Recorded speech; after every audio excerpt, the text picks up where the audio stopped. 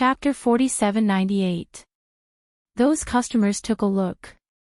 Sure enough, whether it was a new brand or an old brand, they were all different from the brand in her hands. They also understood that they had bought fake goods. Unable to find trouble with the official stores, these people could only take the clothes to the stores where they bought them. The reason why they found trouble with the official stores first was that they felt that they were very cheap when they bought the clothes. Wouldn't they be able to make a profit if they returned the goods to such expensive stores? Their plan failed, and they knew that those stores were selling fake goods, so they naturally had to go and make trouble. Many places were making trouble, and in the end, the store owners had no choice but to come to the village to find trouble with Chen Yufin. At first, they also thought that they had bought Chen Yufin's clothes. The other party said that these are specially supplied and are cheaper. Chen Yufin said, "Our brand's products have never been specially supplied. Every batch of goods, every piece of clothing, we have a coded record. This is to monitor ourselves and also to avoid trouble like today." Because she was already prepared, Chen Yufin was not affected much at all. Once someone bought Yao Wenwen's defective goods and said that the quality of used clothes was getting worse, the people who bought the original goods would explain to them that they had most likely bought fake goods. 1 spread to 10, and 10 spread to 100. People already understood that they had to go to the proper stores to buy from used brand and not get some defective goods to confuse them. Chen Yufin was not to be trifled with. She inadvertently pointed the way for those store owners. But all the store owners who came to find trouble with her ended up looking for trouble with Yao Wenwen and asking for a refund. At first, Yao Wenwen wanted to deny that the clothes with used brand were produced by her own company and told them to find trouble with Chen Yufin. But these store owners took out used brand for comparison and even brought out other evidence and transfer records. Yao Wenwen wanted to go back on her word. Did she think that they were honest and easy to bully? Yao Wenwen did not want a refund, so these people waited outside her factory every day, holding up banners, and even bought pots and pans to knock on her door. Those store owners who wanted to go on a field trip were even pulled aside by them to explain. They did not have any ideas at all and turned to go in another direction. It was better to get the goods from used factory. It was a little expensive, but the quality and quantity were guaranteed. It had a good reputation, so it was not that bad. In the end, Yao Wenwen had no choice but to refund the money. Not only did she refund the money, but no one came to buy the goods. Many people had discovered that the quality of the products in her factory had deteriorated, and the colors had even faded.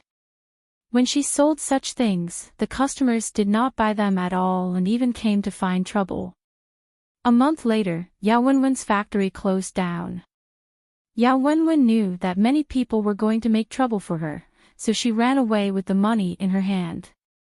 By the time the other partners reacted, there was only one factory and the batch of machines left. Tang Guo rode her bicycle home.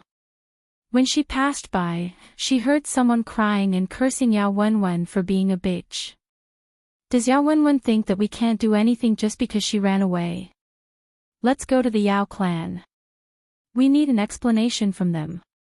If the Yao family doesn't return the money, we will empty their house. Tang Guo looked at those people swarming over and felt no sympathy at all. Her mother was actually very good to the locals and tried her best to take care of them. However, they left as soon as they said they would. Not only did they leave, but they also incited others to do so. Later on, they even inquired about the situation in the factory.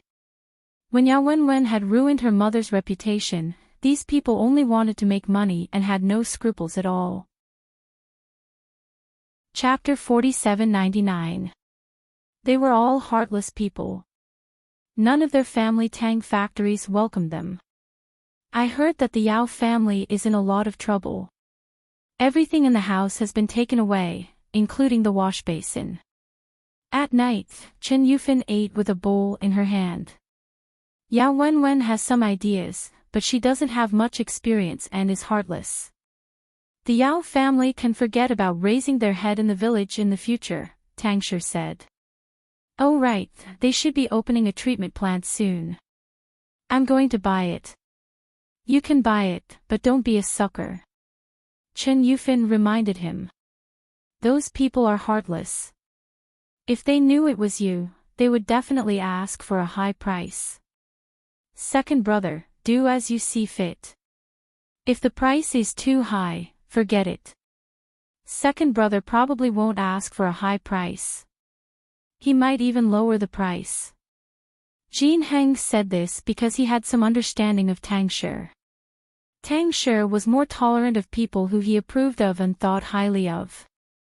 However, he was the harshest profiteer for people who were not pleasing to his eyes. Tang Shi smiled and said, Jin Heng is right. Mom, don't worry. Not everyone can take advantage of me. I gave the other people in the village a discount because everyone has a good relationship. It's mutually beneficial and not a loss. But for those people, forget it. Seeing this, Chen Yufin was relieved. Now that Yao Wenwen asked if some people in the village were scolding her, the Yao family also scolded her. Wherever they went, they scolded her for giving birth to a good-for-nothing. When the He family found out about this, they were very glad. Half a month later, Tang Shi bought the factory. Those people did ask for a lot at first, but later on, Tang Shi did not want to take over, which made them very anxious.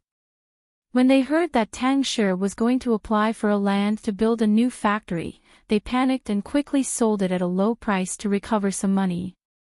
This also made everyone understand that Tang Shi was not an honest person. He Qi also opened his factory in the county. From the day he opened, he had regular customers. He also observed that those who went in would more or less buy something, even if it was a small candy. He was already paying attention to the other end of the county town and planned to open another one there. The county town was so big that he had to have 2 shops to occupy the market. His plan was to move to the city a year later and gradually expand. As long as he had the money, he would open one. He didn't want to think about anything else now. As long as he could open a business in every city and county in the country, it would be enough to tire him out for a long time. Tanghua smiled as she watched He Qi walk towards another path step by step. His business seemed to be bigger than she remembered. Of course I'm happy. He Qi's future achievements will be extraordinary. He will be more powerful than in his previous life. If Yao Wenwen knew about this, she would be furious. Besides, even if Yao Wenwen doesn't know, I can just sit at home and wait for my share of the money. Isn't that great? System, Chen Yufin had no intention of expanding her factory, but Tang Shi had opened several factories. At first, he opened a feed factory and asked CLA to open the market for poultry. Many people saw that they could make so much money from selling poultry and were tempted. Under Tang Shi's encouragement, many people started to raise poultry and buy feed from his factory. Some raised ducks, some raised rabbits, some raised chickens, geese, pigeons. Later, some people raised pigs, sheep, and cows. All the feed they needed was bought from Tang Shi's factory. The price was fair, and they could rest assured. Tang Shi arranged for his people to plant vegetables. The few classmates introduced to him by Jin Heng helped a lot. All kinds of greenhouse vegetables and off-season vegetables were introduced to the market by them. He Qi's factory had meat, eggs, and vegetables. All the meat, eggs, and vegetables were bought from here. The price was fair, and they could rest assured.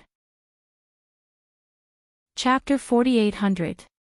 Seeing this, Tang Shi arranged for someone to inspect the soil to see if there was a suitable place to grow fruits. He Qi heard Tang Shi's plan. We have a place to grow local fruits in the future. Tanghua and Jin Heng were already married. They still lived in the village, but their house had been renovated. Nowadays, every family, except for a few, was very rich. Everyone was a boss. In addition, whenever they were free, they would donate money to the village. Now, the village's account had so much money that it was impossible to spend it all. The people in the village admired Tangshur the most. Because of his leadership, everyone could become rich. The person who surprised them the most was He-Chi, who would have thought that a loafer like him would have so many people coming to interview him, asking him how he got to this point. Although He-Chi opened many supermarkets all over the country, he really didn't become the richest man in the province. In terms of who had the most assets, it was Tangshur. When someone wanted to start a business and didn't have enough funds, he invested a little. Jinheng and Tang Guo also invested a little. The richest person was Tangshur. Because their hometown was developing well, Tang Yu and Jiang Qian didn't come back. However, the development of these years couldn't be done without them. Many of the customers in the village were also helped by them. Some of the needed equipment were also arranged by them. The old teachers in the school had retired. Originally, the principal wanted Tang Guo to take over, but she didn't want to. After working hard for so many years, she just wanted to start salting. Therefore, this responsibility fell on Jin Heng's shoulders. Shangnan Primary School was already very big and luxurious.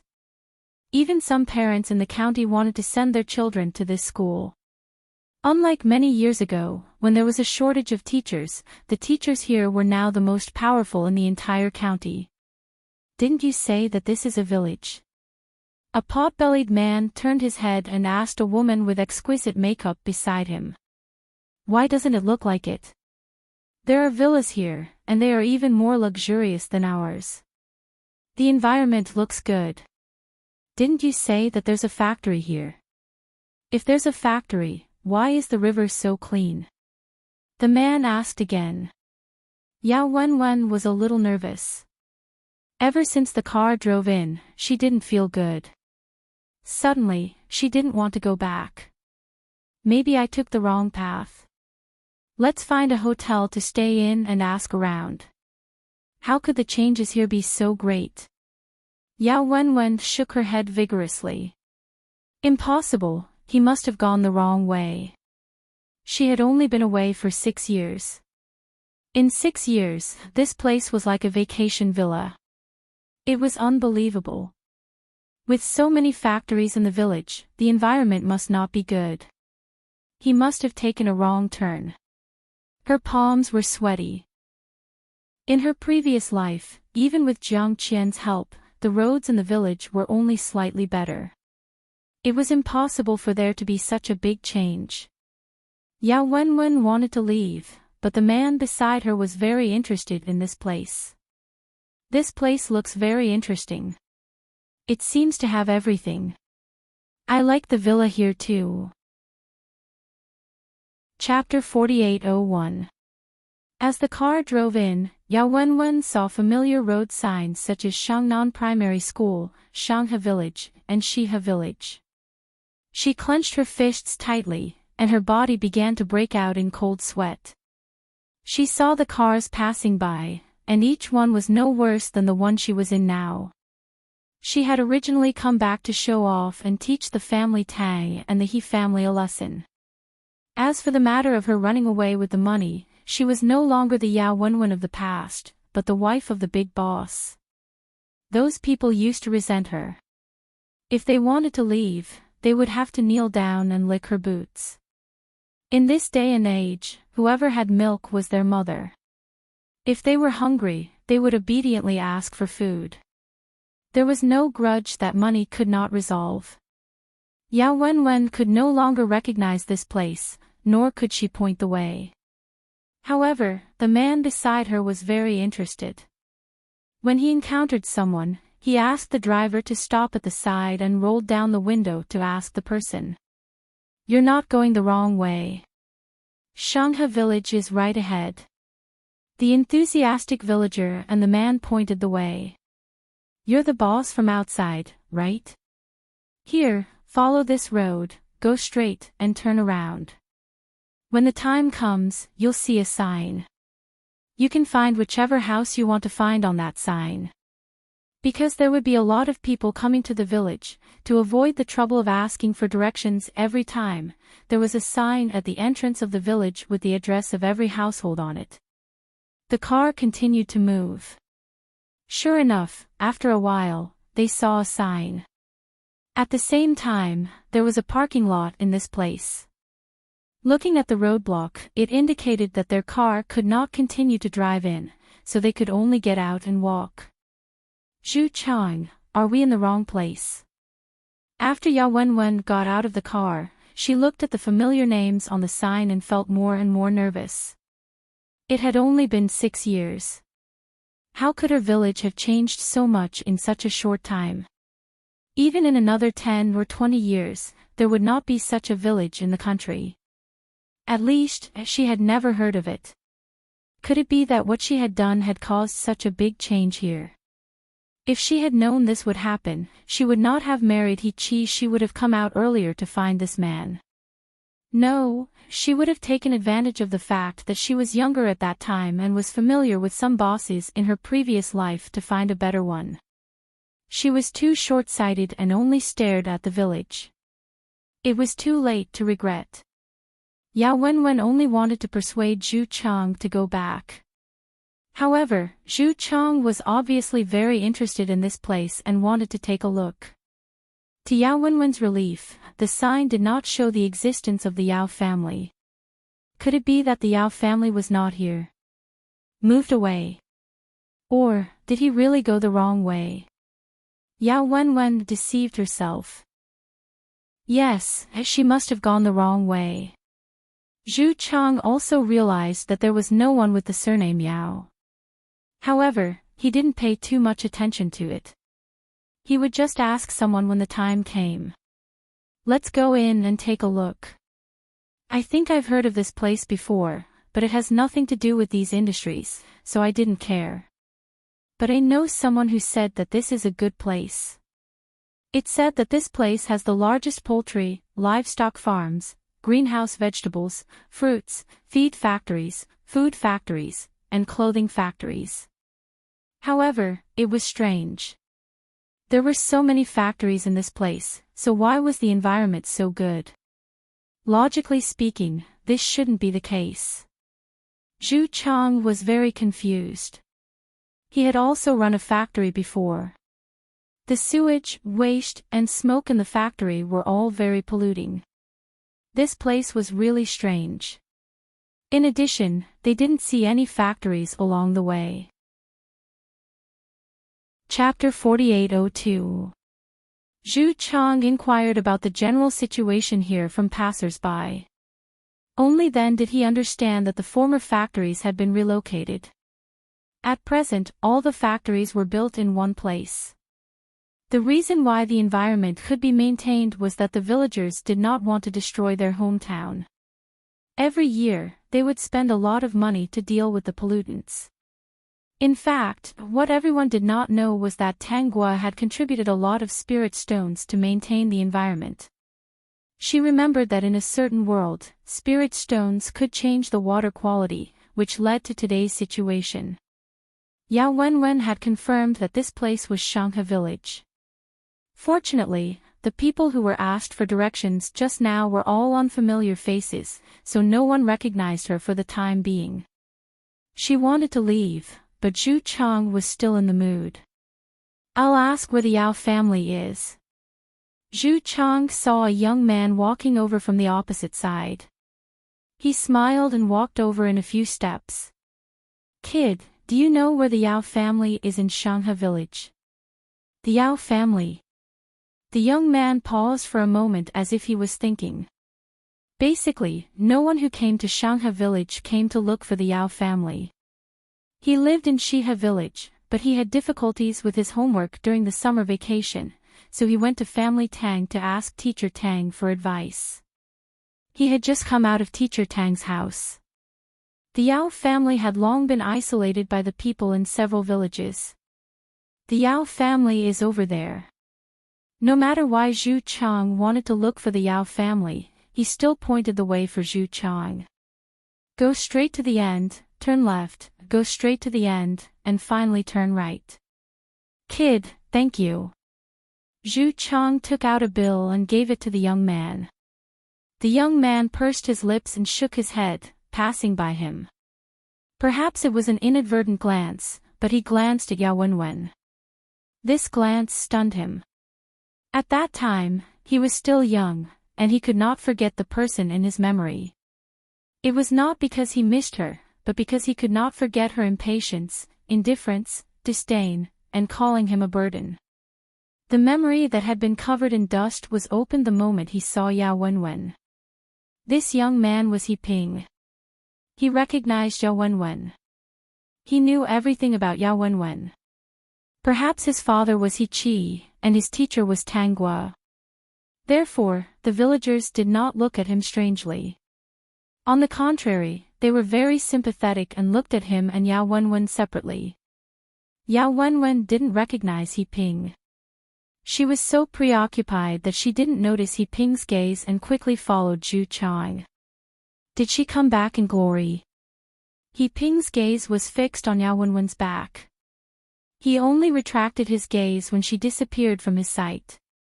However, she was afraid that she would be disappointed. He didn't care about Yao Wenwen. This woman would even cheat her own family, let alone him.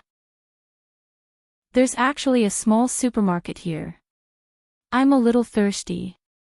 Let's buy some water. Yao Wenwen said. Zhu Chang agreed. When he saw the small supermarket, he was stunned. Every family has it. Oh, right, every family has it. The boss seems to be from here. I just don't know which village he's from. When Yao Wenwen heard this, she felt very upset. Every family had a supermarket in every city in the country. Now, even a slightly more prosperous town had such a supermarket. There was not a single person around her who did not know about this. There was actually such a potential stock in the village. Why didn't she see it before? Yao Wenwen was extremely vexed. Why did she only stare at family Tang and He Qi before? Couldn't she have looked at other families? They arrived at the Yao family. Yao Wenwen froze on the spot. Even Zhu Chang was a little surprised when he saw the Yao family in front of him. He thought that every family here was a small villa, but this Yao family was really different. Chapter 4803. A dilapidated earthen house. When Yao Wenwen saw this, she almost fainted. She had calmed down along the way. She thought that the Yao family was the same as the other places in the village, but she didn't expect that it hadn't changed at all. Is this your home? Zhu Chang asked Yao Wenwen uncertainly. Yao Wenwen's heart was filled with panic and embarrassment. For a moment, she didn't know how to answer. Just as she was stunned, a white-haired woman walked out of the house. It was Yao Wenwen's mother. Zhu Chang and the others were bright and beautiful. At a glance, one could tell that they weren't simple. They attracted Yao Wenwen's mother. All these years, Yao Wenwen's mother spent every day cursing Yao Wenwen. If Yao Wenwen hadn't offended everyone in the village and ran away, would the Yao family's life be so miserable? No one was willing to bring them along for the development of the villagers. Although no one stopped her from setting up a stall at the entrance of the village to sell some snacks and water to outsiders. But what could she do with that little money? She wanted to sell it at a high price. After all, outsiders had no choice but to buy it. However, after the villagers found out, they severely criticized her, saying that her actions were damaging the image of her hometown and forbade her from doing so. If she wanted to sell it, she would sell it at the market price.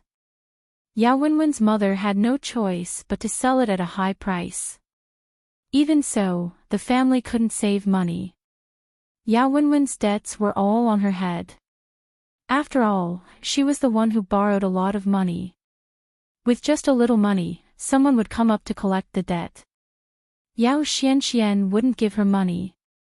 She went to ask for it and even made a scene. In the end, she was lectured by the villagers, saying that she was cheating her daughter. Besides, Xiao Lei wasn't someone to be trifled with. He wouldn't allow her to make a scene like that. At most, Yao Xianxian would give her some red packets and buy some food during the holidays. It was considered a daughter's filial piety. No one could gossip about it.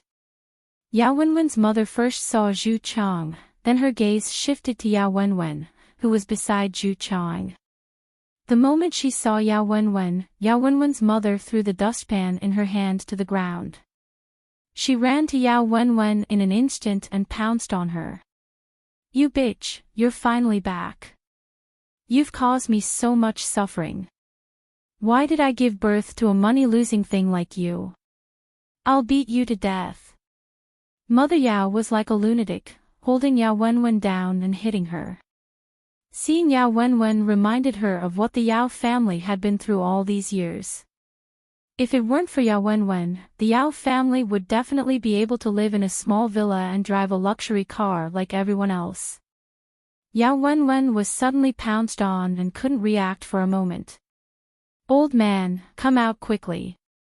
Yao Wenwen, that bastard, is back. Now that she's back, don't even think about leaving. Take off her clothes and pay for her debt." Yao Wenwen was a little confused after being hit. Zhu Chang and the driver reacted and pulled Yao Wenwen's mother back. The Yao family was in an uproar for a while. Not long after, everyone in the village knew that Yao Wenwen was beaten up by her mother when she came back. She didn't know what she said, but Mother Yao didn't do anything in the end. The group of people returned to the house. When the creditors heard that Yao Wenwen had gone home, they immediately went to the Yao family to stop her. "Did you return the money?" Tang Gui asked Yao Xianxian. It was Yao Xianxian who brought the news to her in a hurry. Yao Xianxian nodded. She seems to have married a boss who is involved in mining and real estate. She's doing pretty well. That amount of money was nothing to them. My mother was originally very angry with Yao Wenwen, but now she treats her like a precious treasure. This change in attitude was too fast. It's just that those creditors don't seem to be so resentful towards Yao Wenwen. It's said that Yao Wenwen returned twice the amount. Chapter 4804. When Tang Gui heard it, she knew that Yao Wenwen was using money to buy people's hearts. Most likely, she wanted to use it to do something. It would be strange if Yao Wenwen could settle down. That man turned out to be in real estate. Yao Wenwen's previous boss was a miner. She didn't know if it was the same person. If it was, Yao Wenwen must have said something to him to suddenly get into real estate. "Tongzi, help me check the man Yao Wenwen married." After a while, the system told Tang Gui Zhu Chang's information. It was very consistent with the man in her memory. In other words, Yao Wenwen took the lead this time and became the main character. At this time, the housing price was very low. If Zhu Chang really made the plate bigger under Yao Wenwen's proposal, then he might really become the richest man. Then Yao Wenwen would be very arrogant. That won't do. This was not the result she wanted. She just wanted to stay in school and teach. She didn't want to leave her hometown. But she could give the money to someone she trusted and let them make the plate. "Are you going to see your brother and sister-in-law?" Jean Hing felt that Tang Gui's sudden decision was a bit strange. "What are you going to do?" Jean Hing now knew what kind of wife he had.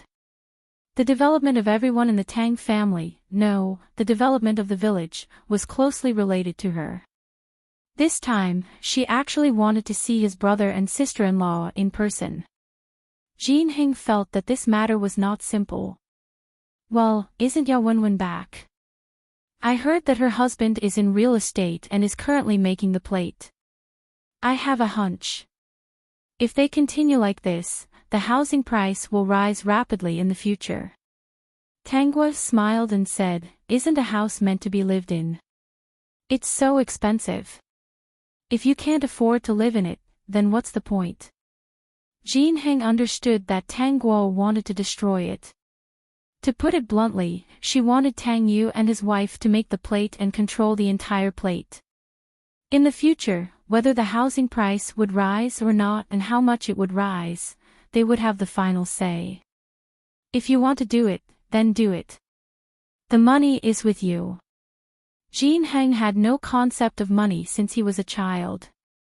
Now that he had married into the family, he never worried about it. But I have a condition. You must take me with you wherever you go. If you don't bring me along, I won't agree. Mangy dog, you're already so big, but you still can't live without people. It's a beautiful world outside. If we don't keep a close eye on it, what if it escapes? Tang Guo laughed and said, I was planning to take you with me. Otherwise, I'll have to carry the luggage alone. It's so heavy. Jin Heng, system, oh no.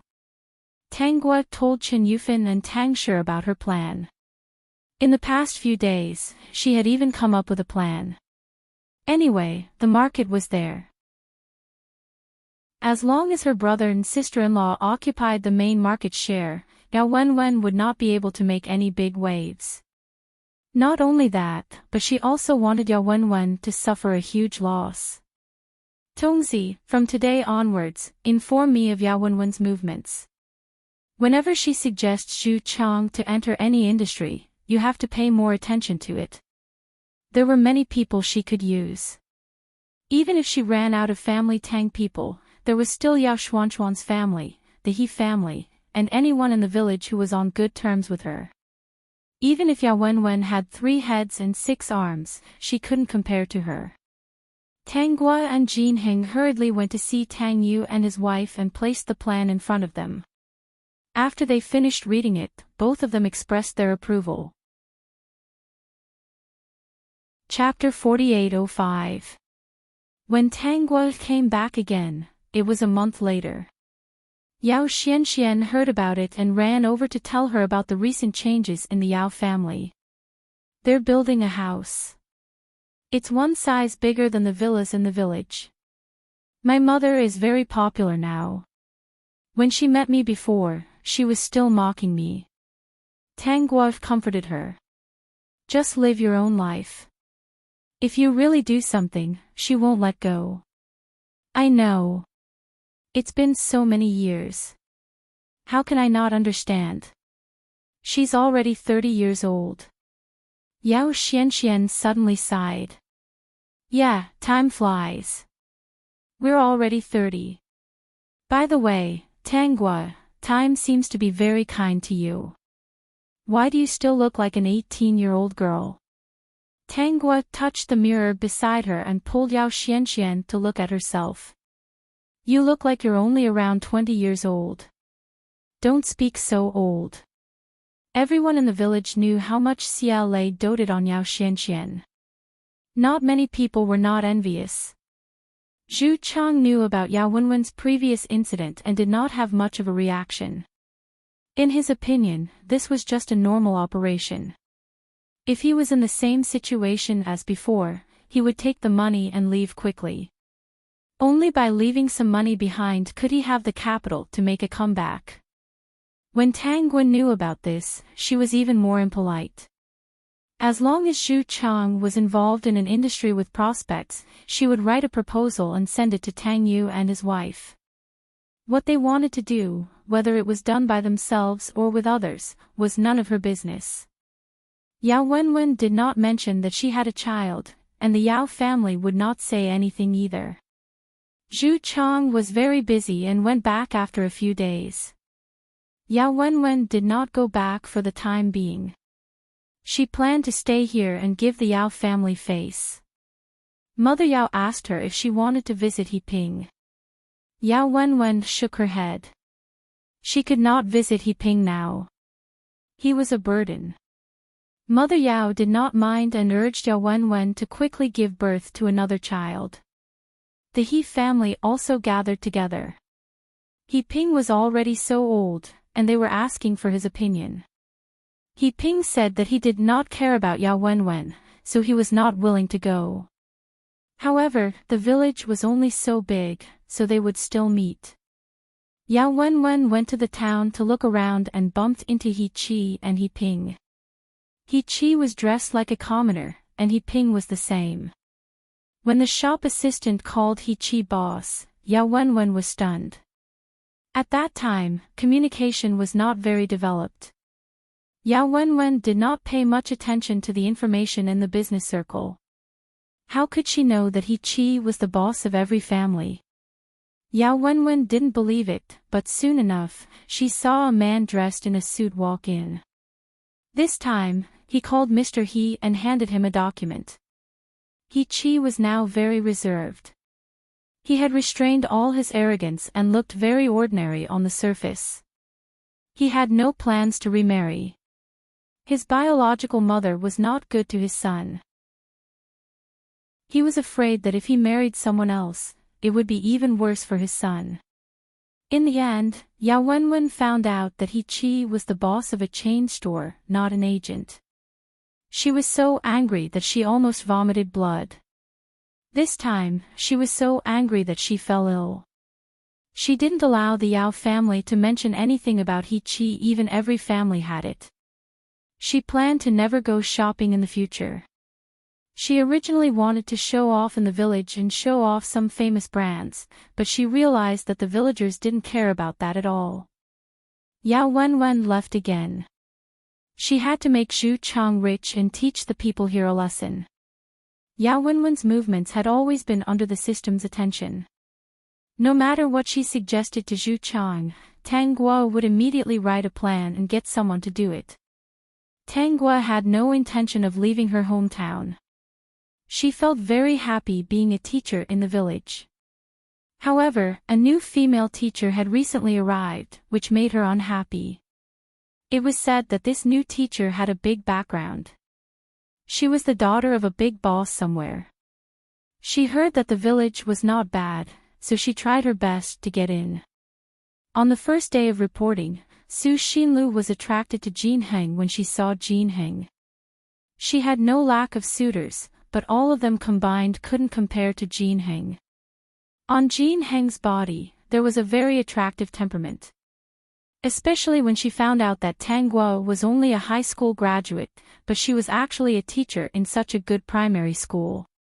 She felt that the other party had connections. Principal, I really think that teacher Tang's education background is not enough to be a teacher in Shangnan Primary School. All the teachers in our school have at least a bachelor's degree. How can there be an exception like teacher Tang? If there are too many exceptions like this, how will the school manage them in the future? Chapter 4806. Teacher Su, Teacher Tang is very professional.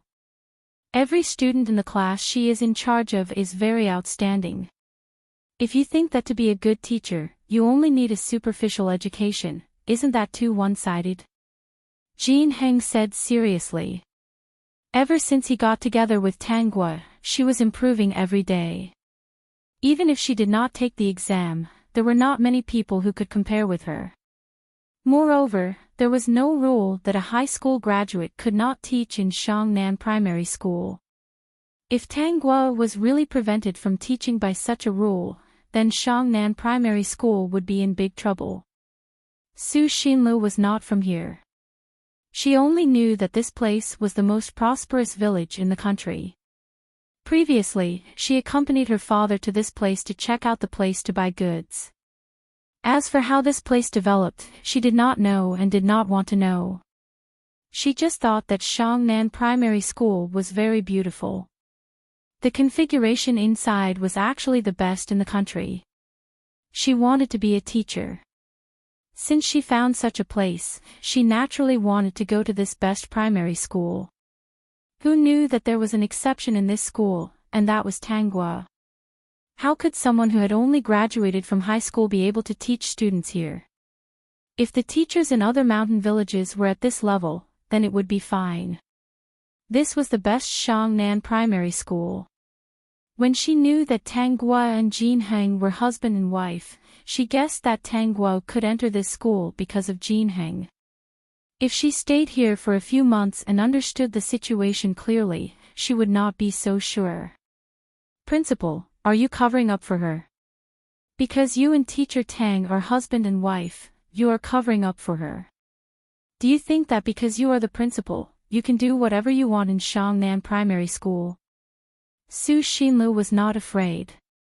If Jin Heng did not deal with this matter properly, she would report it. At that time, whether it was Jin Heng or Tang Guo, they would be severely punished. She had a good impression of Jin Heng, but she did not want to be a mistress.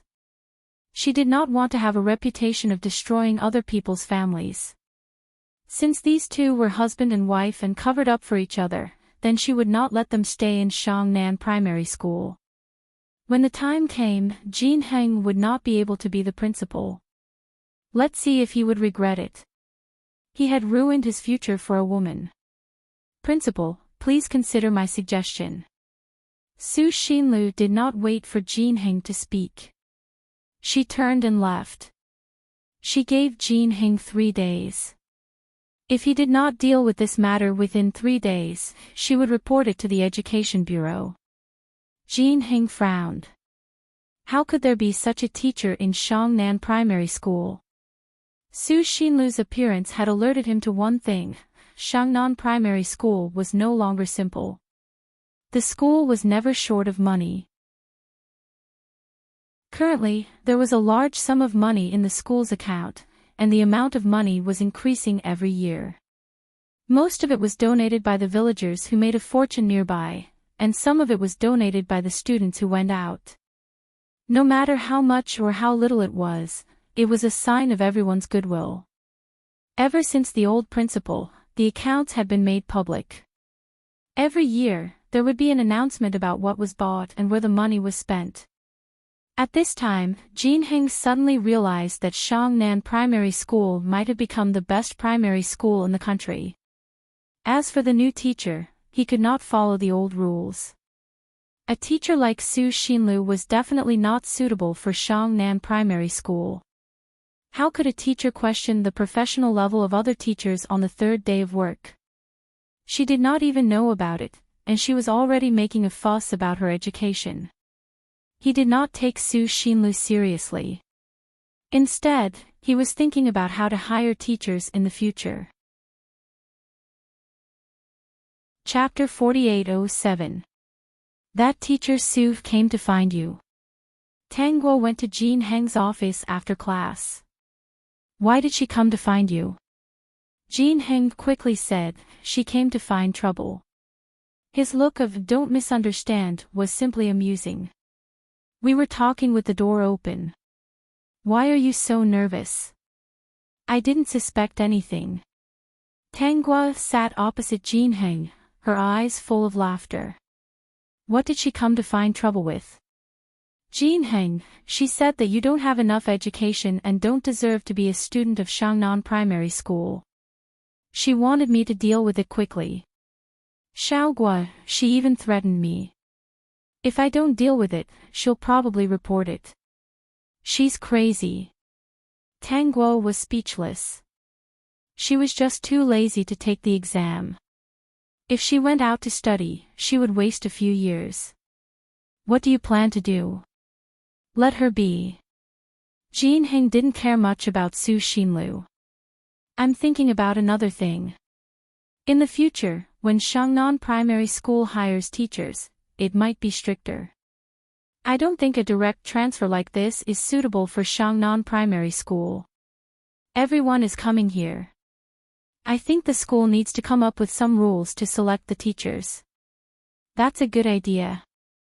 Tang Guo agreed. It's good to have a high education, and it will be the same in the future. But a high education doesn't mean that she's suitable for Shangnan Primary School. She still needs to have a comprehensive standard. That's what I mean. Jin Heng, when we get home, let's find some time to think about this. Jin Heng didn't think that this matter couldn't be applied. Shangnan Primary School was developing very well. No one would be stupid enough to stop this.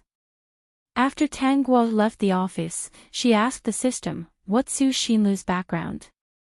When the system heard Su Xinlu's name, it had already done a thorough check on her. I see. Su Xinlu probably has her eyes on my Jinheng. How could Tang Guo not notice that Su Xinlu's eyes were a little strange on the first day she came? She was most likely looking for trouble. However, the other party was a rich young miss. She probably didn't want to bear the reputation of being a mistress, so she could only find trouble with other people to make her feel uncomfortable. If Su Xinlu wanted to make her uncomfortable, she would make her whole family uncomfortable. Let her make a fuss. When the fuss blows up and everyone in the village knows whose daughter she is, we'll see where her father can get the goods from. System, oh ho. Su Xinlu was done for. Su Xinlu had been observing Jin Heng's movements for the past few days. She found that Jin Heng didn't do anything. Although he didn't have any intimate actions with Tang Guo in school, he didn't do anything. But once school was over, Jin Heng would definitely ride his bicycle and drive Tang Guo home. It wasn't that far to begin with, so Jin Heng and Tang Guo both felt that riding a bicycle was very interesting. Su Xinlu lived in the teacher's dormitory. She felt unhappy when she saw the loving couple. That Jin Heng obviously did not take her seriously. Fortunately, she wasn't an ordinary teacher. Otherwise, she wouldn't have been able to do anything to them. Su Xinlu thought of the attitude of the teachers in the office. She felt that these people were afraid of Jin Heng, so they didn't dare to say anything. Didn't they just say that Tang Guo wasn't good enough? The teachers in the office actually ignored her and treated her like air. Teacher Zhang, wait. Let's go together. Oh, Teacher Li. What's the matter? Teacher Li lowered her voice. That Su Xinlu wanted to make trouble the moment she came. What do you think? Chapter 4808. Let her make a fuss. If she makes a big fuss, she'll be kicked out. Teacher Zhang squinted his eyes and said, "You're lucky to be able to teach at Shangnan Primary School at this time. Just wait and see. After a while, it'll be harder than ascending to heaven to teach at Shangnan Primary School." What do you mean? Teacher Li was surprised. Teacher Zhang whispered, "That day when I went to the office, the principal asked me something. I reckon that the selection of teachers to enter Shangnan Primary School will be very strict. The school will probably hire teachers directly. It's a question mark whether other schools can do it, but as long as Shangnan Primary School applies, it will definitely be qualified. If that's the case, that's good. We won't have to transfer someone like Su Xinlu who doesn't know her place. It's fine to talk about us, but she actually talked about Teacher Tang. What a joke. This is enough to prove that she doesn't understand Shangnan Primary School at all. She doesn't know how Shangnan Primary School got to where it is today. Without Teacher Tang, there wouldn't be Shangnan Primary School today." Teacher Li said, "Then let's just wait for her to make a fuss and ignore her." Yeah, look at the principal and Teacher Tang. Aren't they ignoring her? When she makes a big fuss and arouses the anger of the villagers, she'll back off. Teacher Zhang chuckled and said, "Without her, we can talk about anything in the office. We can laugh and get along well. Now that she's here, I feel that there's no point in staying in the office. If I want to say something, there'll always be someone to talk about it. It's not that infuriating when a student doesn't listen." That's true. She always thinks that she's right and everyone else is wrong. She's the only one who knows more and we're all country bumpkins. If I talk to her, I'll probably get breast disease and a heart attack. Teacher Zhang leaned closer to Teacher Li and whispered, "She's the daughter of a rich family. She's the daughter of a food factory owner." Is that so? Teacher Li was surprised. "Teacher Zhang, you know about this?" Oh, right. Teacher Zhang is a local. Most of his family members are doing business. He must be well informed. You have to tell me. Teacher Zhang's lips curled up. She took out a few snacks from her bag and pointed the manufacturer to Teacher Li. This is the food factory. My family grows vegetables. Every month. My uncle's family raises cattle, so we have some cooperation. I see. Teacher Li seemed to have thought of something and chuckled. Is it because they basically get their goods here? Yes, vegetables, fruits, meat, and aquatic products are all provided by the people here. Then she's finished. Teacher Zhang snorted coldly. So, let her be. When she's done, it's time for her to leave. Leaving her in the office made me feel uncomfortable. Whenever I used lipstick, she would criticize me, saying that it wasn't good, that it wasn't good, that it wasn't as good as hers, that it wasn't as expensive as hers, and that it wasn't a big brand. That day when I hung a vegetable basket on the street, she looked at me strangely. She even said that women should be delicate, as if I was a country bumpkin. That high and mighty look was really infuriating. I don't think she's some rich girl. She's just a rich girl. What lipstick? What handbags? Look at us locals. It's easy for us to buy them. It's just daily necessities. Why do we have to make it known to everyone? Su Xinlu waited for another week and found that Jin Heng still hadn't taken any action. She was furious. She decided to report him this Friday. She didn't have any classes on Friday afternoon. She must get someone to take care of the rules of Shangnan Primary School. Chapter 4809. Not long after Su Xinlu reported Jin Heng of Shangnan Primary School for covering up for Tang Guo, a teacher with a high school diploma, Jin Heng and Tang Guo received the news. The party who received the report was also very depressed. Who was Tang Guo? She was the person who helped Shangnan Primary School up. She almost became the principal in the past because she did not want to care about things. As for professional standards, all the students who had been taught by her would not be too bad. The probability of them entering high school and entering university was 90%. The remaining 10% would say that they were too playful and failed to live up to Teacher Tang's education. What kind of concept was this? She was simply a god. They were asked to criticize and educate such a good teacher. Were their eyes covered with feces? Every year, they relied on a village primary school in Shangnan to show their faces and make a name for themselves. Just based on Teacher Tang's achievements alone, no one could dismiss her.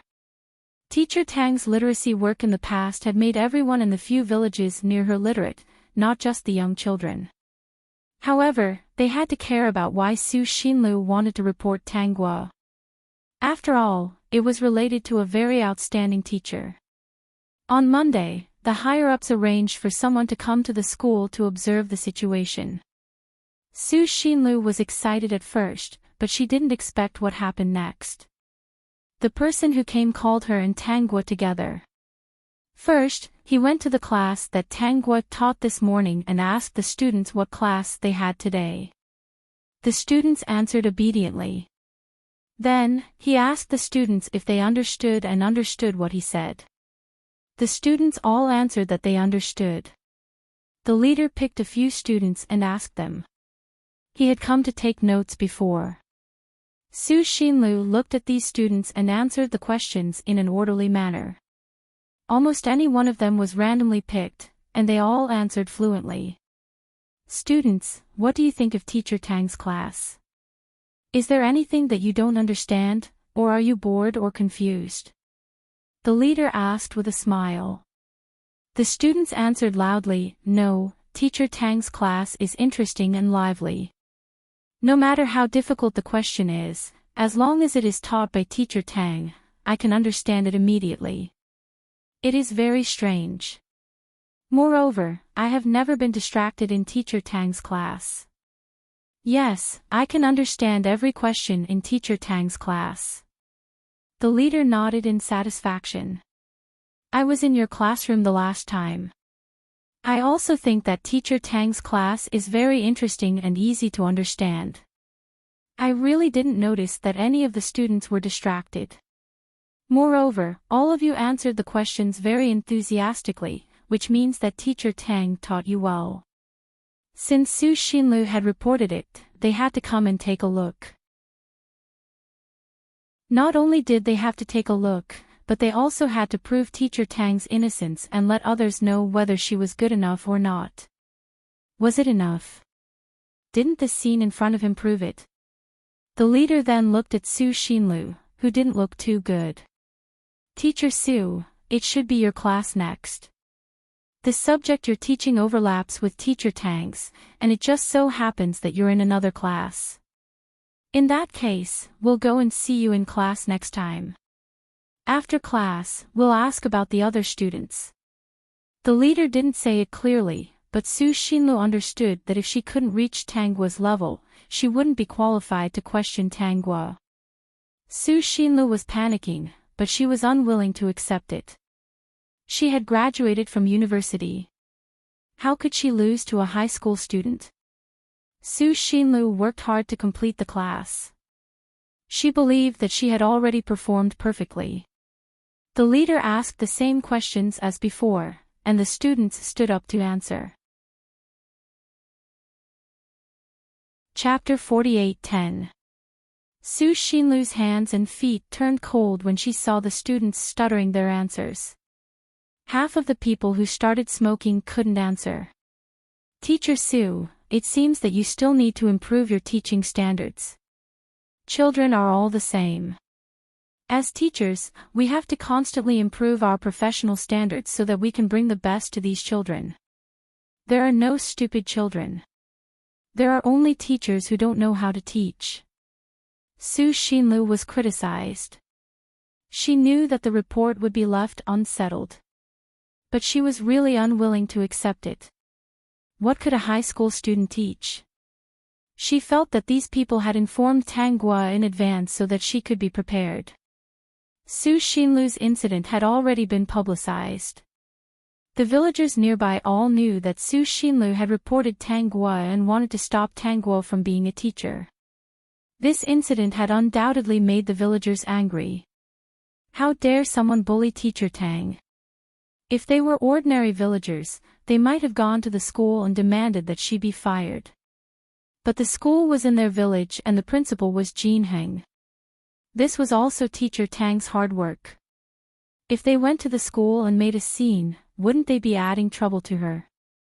So they decided to use other methods. Teacher Zhang saw the opportunity and told the villagers about Su Xinlu's background.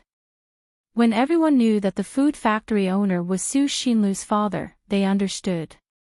If they dared to bully Teacher Tang, they would not sell the goods. Or they would delay the goods for a while. Let's see if they would be anxious. Because of this, the villagers gathered together and held a meeting. They could easily deal with the goods from the food factory. There was no need to worry about sales. Boss Su, who was far away in the food factory, was in a predicament. He had not received the goods that were supposed to be sent over.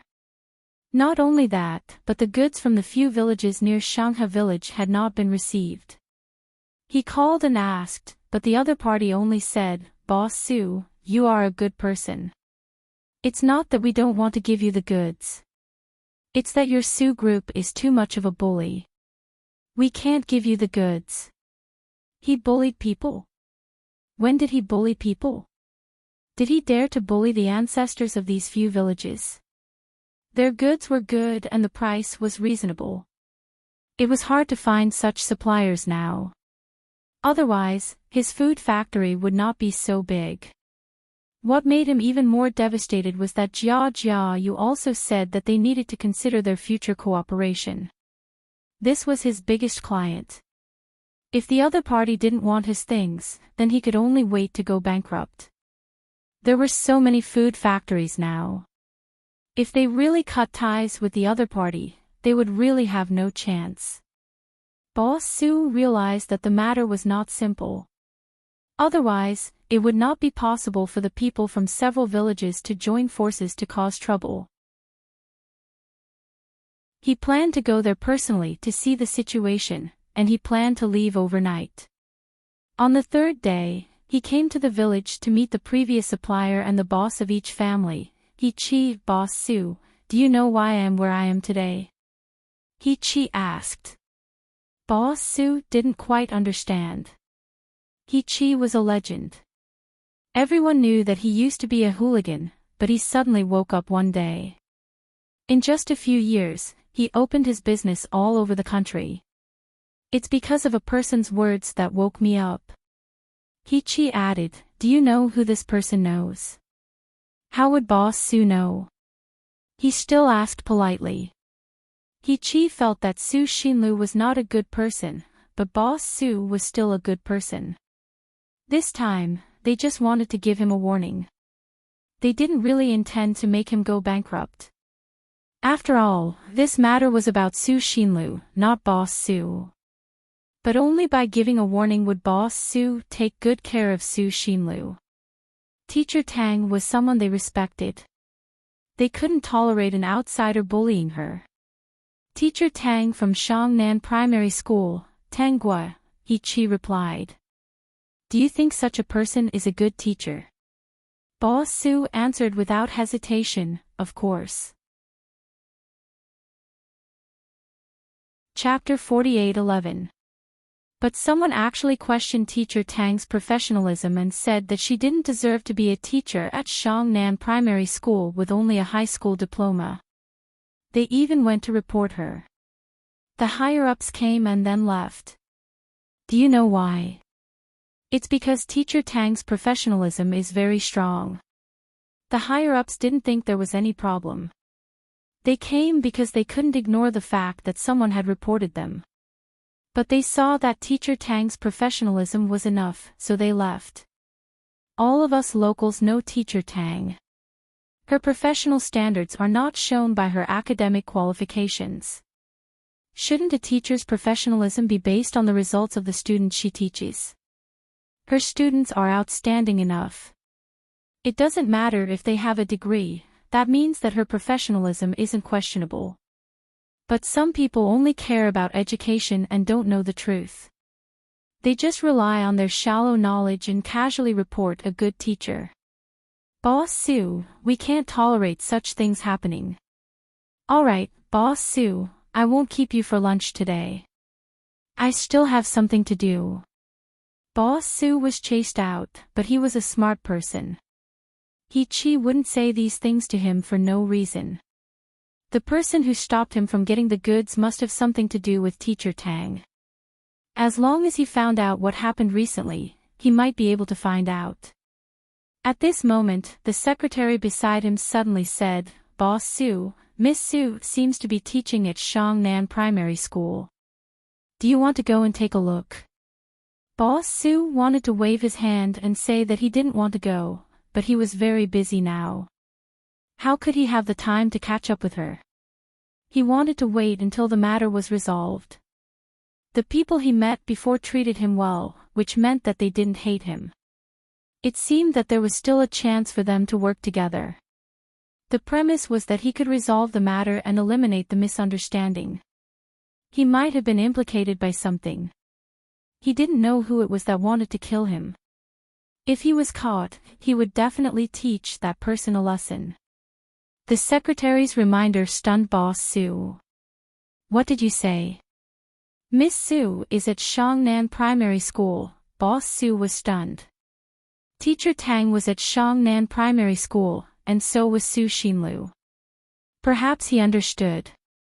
Hurry up and find out what happened at Shangnan Primary School and what Xinlu has been doing recently. Everyone in the neighborhood knew that Su Xinlu had reported Tanggua. The villagers didn't cause any trouble. It was because someone had pointed out that they shouldn't go to the school and cause trouble for Tanggua and Jinheng. Boss Sue's secretary quickly inquired about the ins and outs of the matter. When he came back and told Boss Sue's eyes turned black. He was wondering why the cooperation was going so well, but the other party suddenly stopped cooperating. It turned out that the father was working hard to start his own business, while the daughter went to someone else's place to cause trouble. Go and call Su Xinlu out. Boss Sue's car was already at the school gate. He instructed his secretary to call Su Xinlu out. The secretary answered and ran in quickly. Boss Su took a deep breath. He didn't even inquire about the matter clearly, but he dared to casually report others and even question their professionalism. He had heard of Teacher Tang from Shangnan Primary School before. He was no ordinary person. Xinlu was too outrageous. It seemed that he had spoiled her too much, to the point that she dared to offend anyone. Su Xinlu had been in a bad mood recently, and it was useless to report them. It seemed that Tang Gua and Jin Heng were more powerful than she had imagined. She didn't give up. She had to think of a way to teach those who colluded with each other a lesson. Unfortunately, this wasn't her territory. Otherwise, it wouldn't be so troublesome. Chapter 48:12. When Mr. Su's secretary came, Su Xinlu was pleasantly surprised. Did her father miss her? Knowing that Mr. Su was also outside, Su Xinlu quickly ran out. After sitting in the car, Su Xinlu realized that Mr. Su's face was a little ugly. Dad, what's wrong? Our family is going bankrupt. What? Su Xinlu was shocked and instantly panicked. How could it be? Her family had such a big food factory, and it had always been doing well. Many merchants liked to order from their factory. Su Xinlu immediately imagined the miserable situation after the bankruptcy. Her face turned pale. At this time, she couldn't care less about finding trouble with Tang Gua. We almost went bankrupt. If this matter isn't handled well, we won't be far from bankruptcy. The biggest supplier and order seller had temporarily suspended their cooperation with him. How could such a big factory not go bankrupt? In such a short time, where could he find such a good supplier? Even if he found one, who could take such a big order? Except for each family, no one else could. Dad, think of a way. We can't go bankrupt. Su Xinlu panicked. If they went bankrupt, how could she survive in the circle of sisters in the future? Those people would definitely see her as a joke. Seeing Su Xinlu like this, Mr. Su was a little disappointed. She was more concerned about the bankruptcy than him. She didn't think about her father. What have you been doing in Shangnan village recently? Su Xinlu was stunned. Did her father know? Su Xinlu told him what happened recently. She also complained about Jin Heng and Tang Gua. She said that they covered the sky with one hand and that the higher-ups were perfunctory. Multisource app, Mimi reading that Tang Gua is just an ordinary high school graduate. I don't know what Jin Heng sees in her. For her, he actually disregarded his future and colluded with others. I don't know how much money he gave them. Xinlu, your ability to distort the truth is getting better and better. Mr. Su was so angry that he laughed. This was the first time he heard that the principal of Shangnan Primary School and the legendary teacher Tang had to give money to others. Didn't the people around them donate money to Shangnan Primary School? Xinlu, do you really want to be a teacher? I feel that you are not suitable to be a teacher. I'm afraid that if you become a teacher, you will teach a batch of students like you. Boss Su had intended to teach Su Xinlu a lesson today, but Su Xinlu had gone astray due to his negligence. With her personality, it would be strange if she didn't offend her. You don't like Teacher Tang because of Principal Jean, right? But you don't want to get involved, so you can only find other troubles. He had to admit that he understood Su Xinlu's thoughts a little. Xinlu, you came to Shangnan Primary School to teach. Do you know about Shangnan Primary School? Do you know its history? Do you really understand the teacher Tang that you've been targeting? Xinlu, how did you become like this? Just because of his own selfishness, he was fearless enough to report others. You said that a high school graduate doesn't deserve to go to Nan Primary School. Let's not talk about the fact that there is no such rule now. Even if there is, there will be some accidents in this world. Even if they don't have any academic qualifications, their knowledge won't be worse than those with higher academic qualifications. You're looking at the problem too simply. You only look at the surface. And in this matter, you're not standing on the side of justice at all. You're just acting selfishly. You're upset that you didn't meet Principal Jean first. You're jealous that Teacher Tang, a high school graduate, can actually be in love with Principal Jean. Am I right? Chapter 48:13. Su Xinlu's eyes widened, and her lips turned pale. After her little scheme was exposed, she felt very embarrassed. Secretary Liu, show Xinlu Teacher Tang's information. I want her to understand that even if some people don't have high academic qualifications on the surface, their abilities, knowledge, and abilities are something you can never compare to. You haven't even learned how to walk yet, but you're already mocking someone who can fly. You're so jealous that you're going to report them. Su Xinlu, you've grown up. Su Xinlu didn't want to see it. Boss Su snorted coldly. Secretary Liu, read it.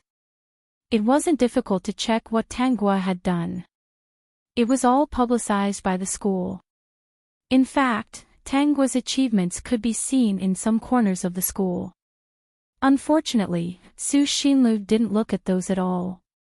She had offended all the teachers in the school, and no one was willing to remind her. They were waiting for her to cause trouble and be chased away. It was Su Xinlu's fault for picking on Teacher Tang of all people. She deserved it. As the things Tanggua had done were read out one by one, Su Xinlu collapsed. Since Tanggua was 18 years old, she had brought different things to Shangnan Primary School every year. Because of Tanggua, countless students came back to donate money every year.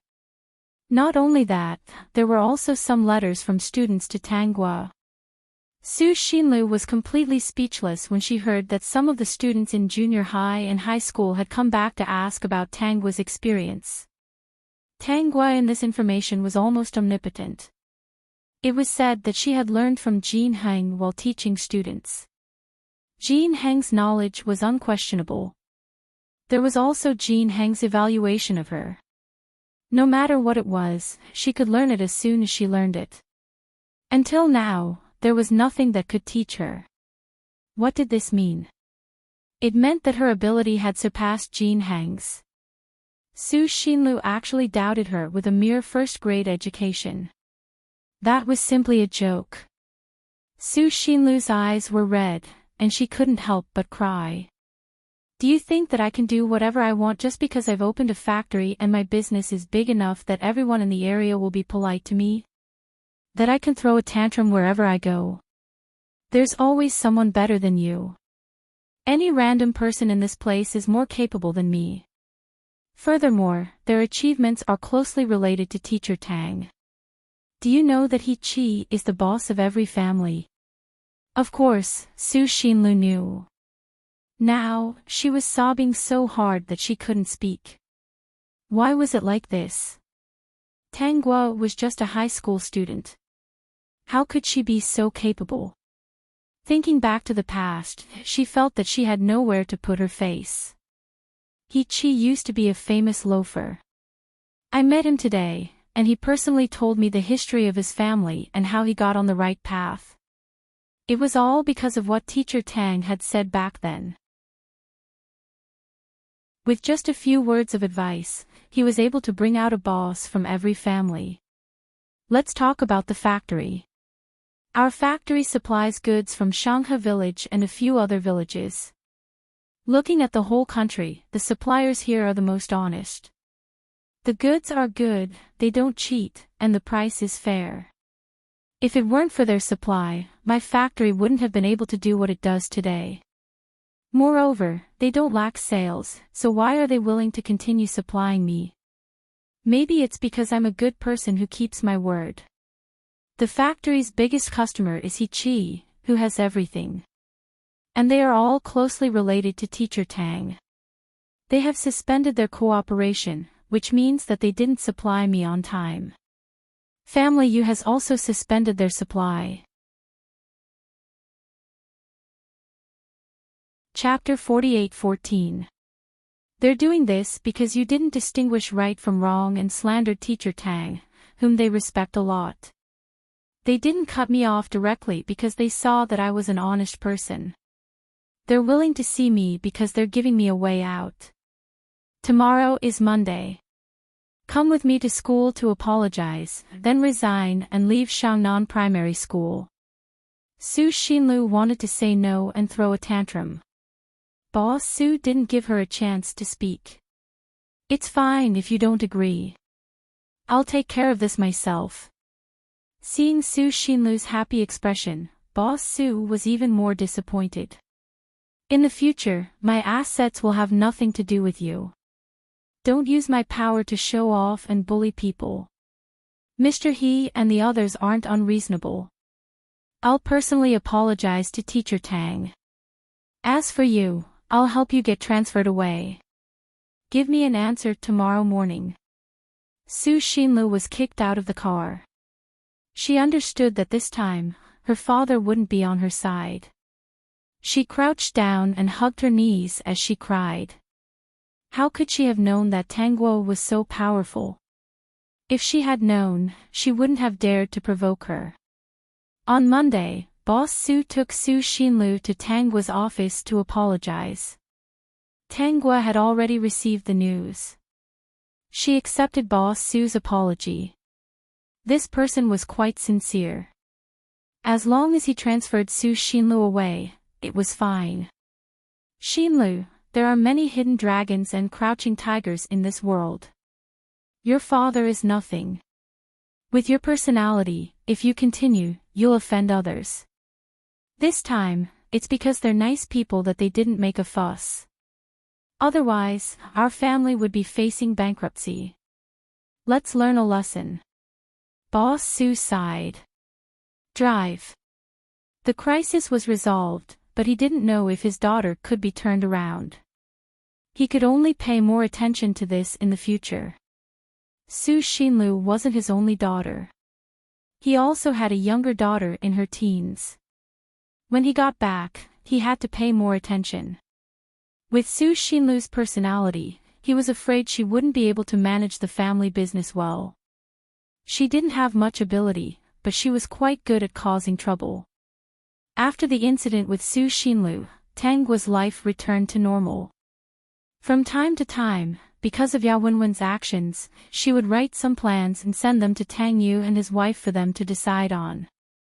Especially when it came to real estate. Tang Yu and his wife read Tang Guo's proposal. As long as they had money, they would buy land and build houses, buildings, and so on. As for Zhu Chang, he wasn't as fast as Tang Yu and his wife. At this time, the property market hadn't risen yet, so the price couldn't be sold. Most of his funds were collected from the mine. Therefore, they didn't buy a lot of land, and the buildings they built didn't occupy much space either. Yao Wenwen didn't think it was bad. Anyway, in a few years, the property market would rise. They would build houses on the remaining land and sell it for money. What she didn't know was that Tang Yu and his wife had built houses all over the country, just like He-Chi's house. They did not plan to speculate in real estate and wanted to raise the price of the houses. They were very touched by Tang Guo's words about houses being used to live in. Since they had already occupied the main market, what they planned to do was to control the housing prices. They had more than one industry. They were involved in the internet, chips, spare parts, and other industries. They had chosen these three professions themselves. Tang Gui didn't mention it at all, which showed that they had good taste.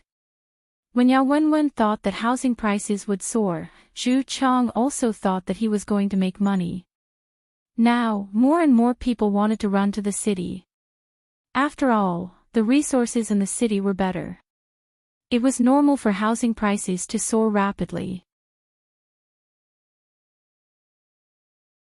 Chapter 48:15. On the other hand, Tang Yu and his wife had proposed a house purchase restriction policy. A person could only own 2 houses at most, which made it impossible for the property speculation group to rise. Naturally, the house prices couldn't soar. When Zhu Chang received the policy, he was dumbfounded. Even Yao Wenwen couldn't believe it. How could it be? At this time, how could there be such a strange house purchase policy? And it was a national one. The number of people who bought a house in the past was negligible. From now on, a person could only own 2 houses at most. Those who owned more than 1 house were not eligible to buy a house unless they sold it. Those who didn't buy a house could buy 2 houses. Although the house prices had risen, it wasn't affordable. It wasn't like what Yao Wenwen had seen before. A city with 3,000 to 4,000 workers and a house price of 10,000 to 20,000. How could this be? Yao Wenwen collapsed. When did that Yujiang real estate company become so big? Why didn't she notice it? Yujiang real estate company's appearance had almost attracted most of the country's resources. But they didn't speculate in the house prices. They controlled the house prices so that every family had the opportunity to buy a house. Those who had money would buy a more expensive house. Those who didn't have a house would buy a cheaper one. Moreover, there were certain restrictions on the purchase of a house, which made up for some loopholes. It was difficult to operate. Zhu Chang lost a lot of money. He didn't make any money at all. He felt that this policy was especially targeted at him. If he left the house empty, he would lose even more. If he sold it, he estimated that he would only be able to recoup the cost. Later, Yao Wenwen found out that the owners of Yujiang Real Estate Company were Tang Yu and his wife. She almost vomited blood. She couldn't accept it and gave Zhu Chang ideas. Unfortunately, no matter what ideas she came up with, Tang Gui's side would know and immediately arranged the villagers to occupy the market. Unknowingly, the villagers were involved in various industries, blocking Yao Wenwen's path. The group of people who were tricked by Yao Wenwen later followed Zhu Chang. When he found that the people in the village had become rich, very rich, he regretted it so much that his intestines turned green. If they had known earlier, they would have stayed in Aunt Yufen's factory. In the future, under the guidance of the family Tang and the He family, wouldn't it be just a matter of time for them to become rich? At that time, they didn't know what blinded their eyes and believed in Yao Wenwen. Why? I've been reborn. Why are there people against me everywhere? No matter what I do, they will do it first. Yao Wenwen was yelling at home. How could Jiang Qian and Tang Yu make such achievements after being together? This world was different. It was completely different from the world she remembered. Why was it different? The property prices were controlled, and there was no way to inflate them. The internet also appeared in advance. It was too scary. Chip companies also rose to prominence. Different, too different.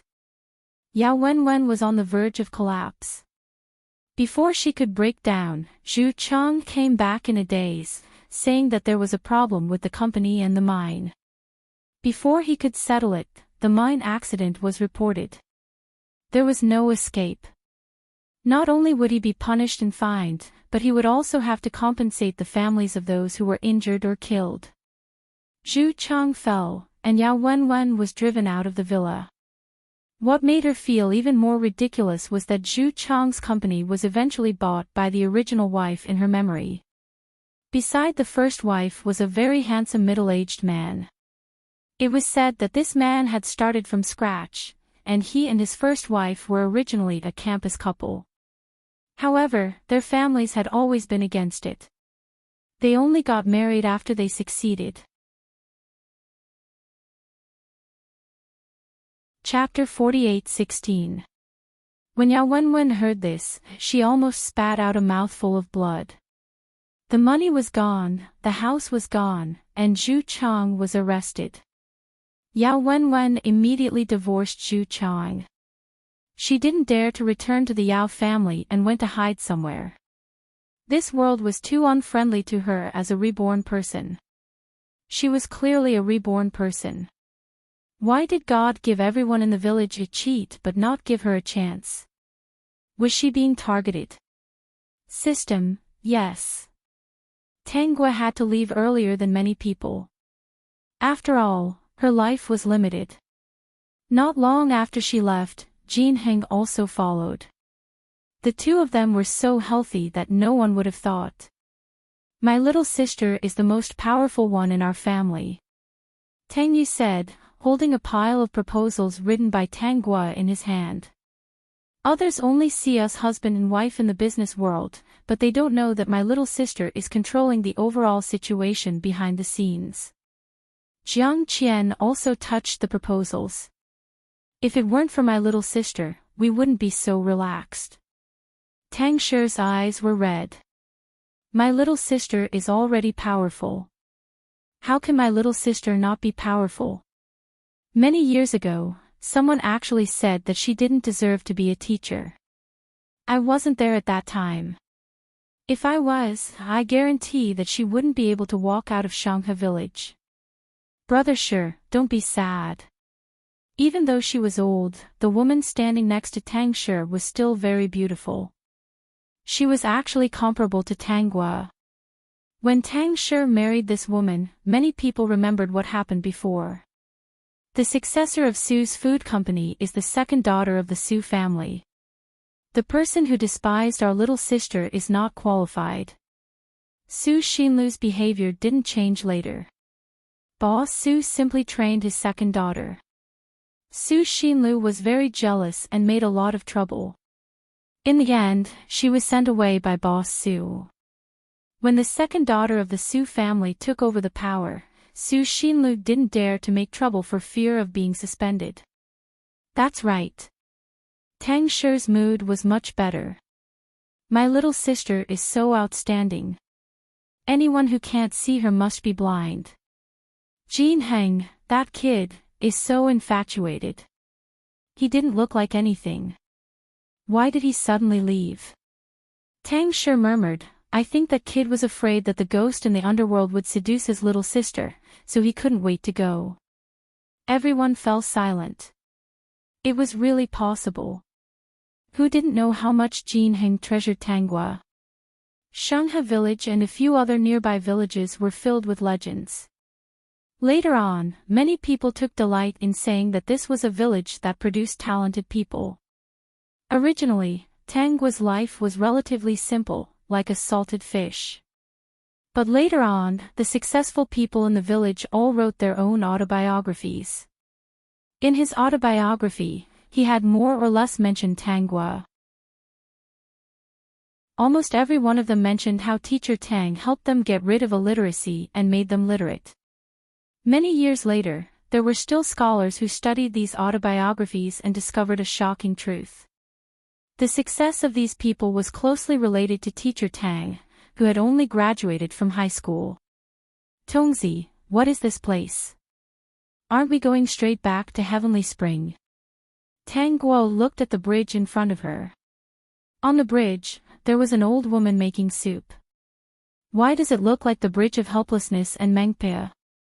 System, Tang Guo didn't have any intention of going over. She kept wandering around and stood by the river to observe. The surging river water was dark. The aura emitted from it wasn't very friendly, but it didn't scare her. Tangguo walked towards the Bridge of Helplessness and stopped in front of Mengpa. Mengpa didn't raise her head. Instead, she subconsciously handed her a bowl of soup and murmured, "Drink it. Drink it and you can reincarnate. It really is the Bridge of Helplessness." Tangguo took the soup from Mengpa's bowl. "What if I don't drink it?" Mengpa paused and raised her head. "If you don't drink it, you can't reincarnate." "Then I won't reincarnate." Tangguo went back. She still didn't understand this place. She felt that something was strange. Her powerful soul power instantly covered the entire underworld. She found the King of Hell's palace and floated towards that place.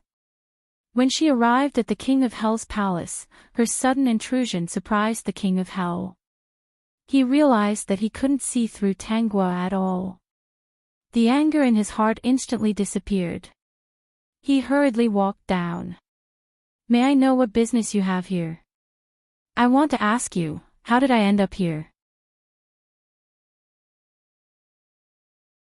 Chapter 48:17. The King of Hell was silent. The other party didn't know how she appeared in this place.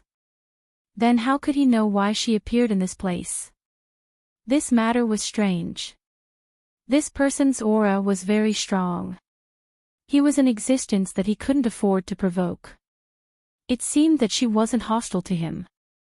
He might as well invite her to sit down and talk. "How should I address you?" the King of Hell asked politely. Such an existence had never come to the King of Hell's palace. "Tangguo." Seeing that Tangguo was friendly, the King of Hell immediately smiled and sat down. "Miss Tang, why don't you sit down and have 2 cups of tea before we talk about other things?" "Of course." Tangguo also guessed that it shouldn't be this King of Hell's doing. The King of Hell was obviously afraid of her. He was still very tactful and wouldn't cause trouble for himself. She suddenly appeared in the underworld. It couldn't be that the emissaries of Hell took her soul away. Her soul aura was so strong that the emissaries of Hell would only take a detour when they saw her. They wouldn't provoke her. Who could it be? 2 faces appeared in her mind. The 2 faces belonged to the same person. It was the person who was trapped in a formation by her. Calculating the time, with the other party's strength, under normal circumstances, he wouldn't be able to come out at this time. However, the other party's background was ordinary. Perhaps he used a special method to escape. Even if he could escape, he wouldn't be in a good mood. The possibility of that person was quite high. Her lifespan in the Yang realm was exhausted.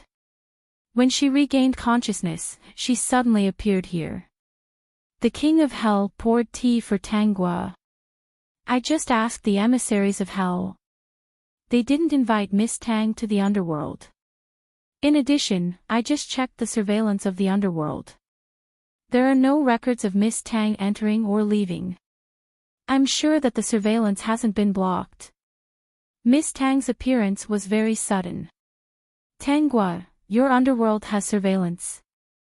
"Ha ha ha, of course." The King of Hell was a little proud when he said this. "Aren't we all keeping up with the times now? There are surveillance cameras above. Why can't my underworld have them?" Speaking of which, ever since there were surveillance cameras, the security of the underworld has improved a lot. Some talents from the Yang realm who can't reincarnate for the time being, I'll let them work in the underworld. "Yama, that's a good idea." "It's nothing, it's just an imitation of the mortal world." The King of Hell was completely relieved. Obviously, Tangguo wasn't looking for trouble. He would just treat it as making another friend. Miss Tang must have an extraordinary background. Since you can't find the reason why you're here, why don't you stay in the underworld and observe? Tangguo also had the same plan. She originally wanted to leave, but she suddenly realized that there was something covering the entire underworld, like a very powerful formation. She came to Yama first because if she wanted to break the array, there might be a big commotion. If that was the case, it was highly likely that the array formation was set up by that person. She did not know why the other party wanted to trap her here. That person could not be killed. The other party had suffered twice in her hands, so he would definitely have a backup plan if he appeared again. Although she couldn't kill him, as long as he appeared, she would still kill him. Even if he couldn't kill the other party, he had to at least make the other party suffer some losses.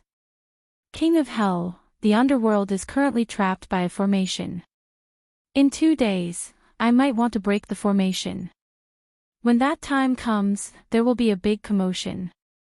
Tangguo directly told him her plan. The matter of the formation surprised the King of Hell. There's a formation that's trapped the underworld.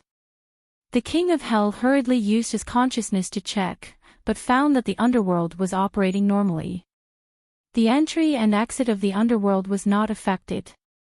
He told Tangguo this result. Chapter 48:18. The array should be targeting me, so it doesn't stop the people of the underworld. The other party is very strong. It was more likely that it was that person who was targeting her again. She didn't know the identity of that person and why he was targeting her. Tangguo stayed in the underworld as a guest and chatted with the King of Hell for the whole afternoon. The King of Hell arranged 2 messengers for her. He said that he was busy with work and couldn't spare time. When she was ready to break the array, she just had to inform him. Tangguo first checked the array that trapped the underworld and found that it was using the underworld as the array core. The other party must have calculated that she couldn't destroy the entire underworld just to get out. Since she couldn't destroy the array core to break the array, she could only use brute force to break the array. It would take a long time to break the array with brute force. Since she could break it, she wasn't in a hurry. After informing the King of Hell, she went to the most remote place in the underworld and prepared to break the array here. She took out her sword and slashed at the array.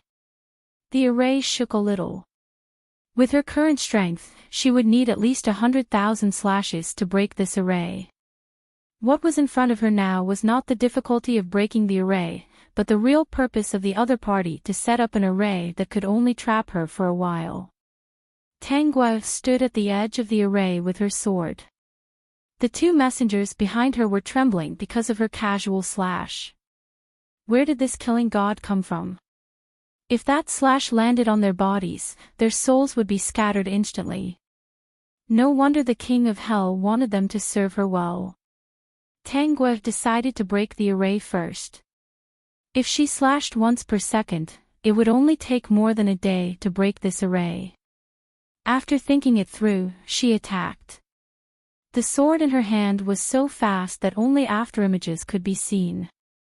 Unknowingly, a day passed. She had a feeling that things weren't simple.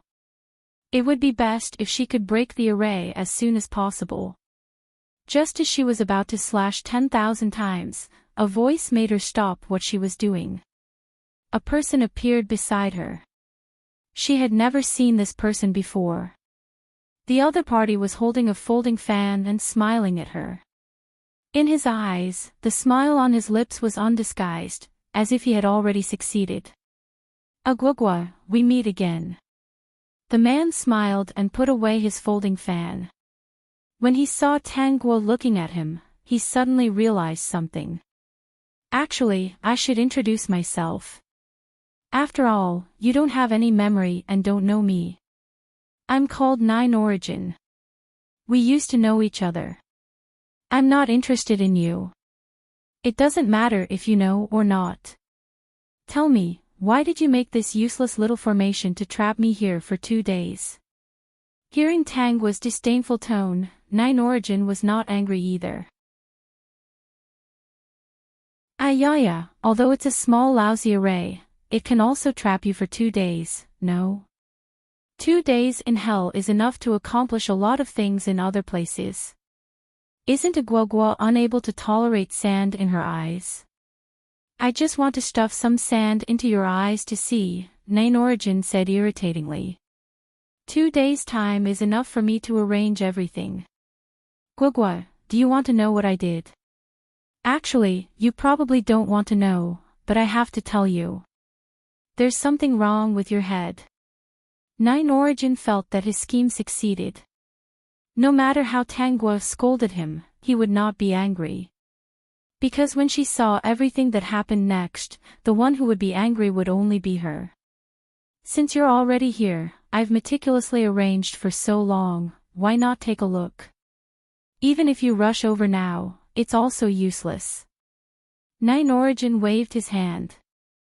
A scene instantly appeared in front of the two people. Like a screen, some images appeared inside. Chapter 48:19. A beautiful woman appeared on the screen. She was very young, looking like she was in her early 20s. Nine Origin introduced at the side.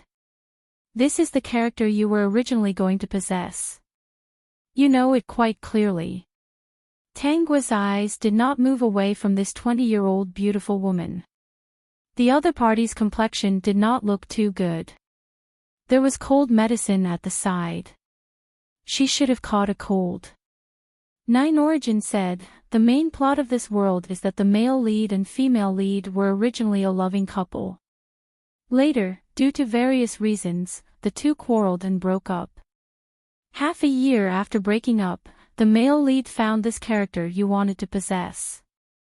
Oh, she's still called Tangua. A month after the male lead and Tangua confirmed their relationship, the female lead lost her memory. This amnesia was quite strange. She forgot all the plots after she and the male lead had a conflict and broke up. That is to say, in the female lead's impression, she and the male lead were still in the honeymoon period.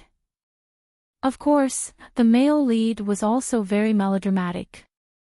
He didn't forget his feelings for the female lead. Then, you also know, the feelings between the three people became entangled. Things definitely weren't that simple.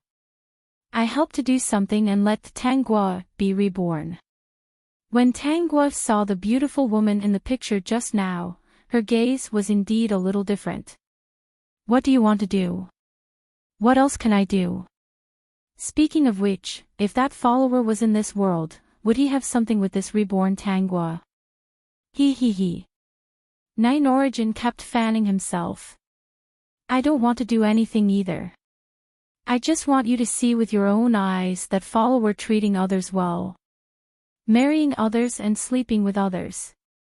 Nine Origin discovered that Tangua's complexion was not too good and was in a happy mood. Ayaya, if you see with your own eyes that follower treating others well and being together with others, you can imagine that he won't enter your eyes from now on. Nine Origin thought hatefully in his heart.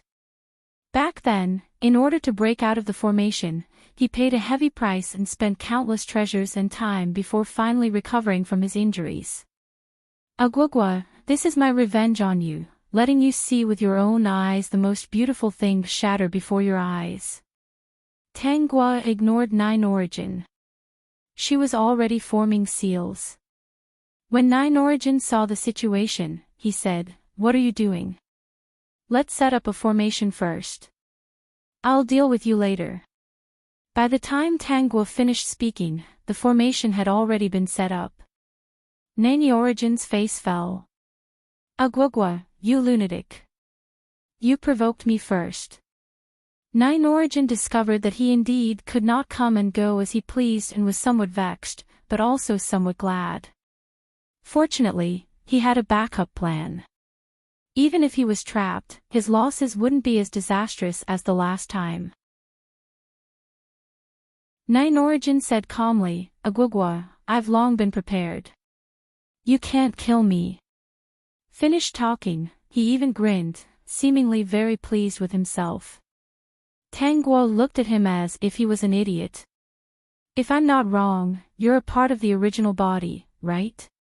However, if you want to break through space-time, the amount of energy you need to split apart is definitely not small. I don't plan to kill you. I just want to destroy a part of you that has been split apart." I want to turn you into the purest energy and devour you. Nine origin, right?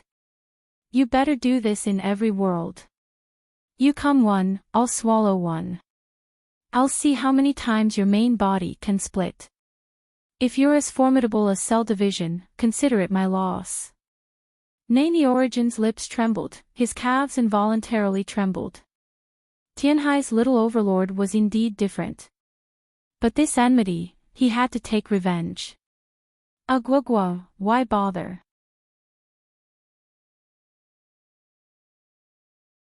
Chapter 48:20. Tangua, no matter who you are, no matter what grudges you have with me, if I can go out one day, I'll definitely make you beg for death. Nani Origin's soul was trembling. No, he was not to be trifled with either. She came to mess with him, did he not know how to run?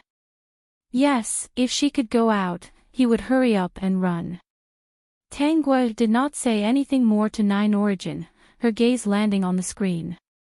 After that, Tangua, inside was reborn, she already launched a counterattack against the male and female leads. The other party's methods were actually cut from the same cloth as hers. Each scheme won her deeply.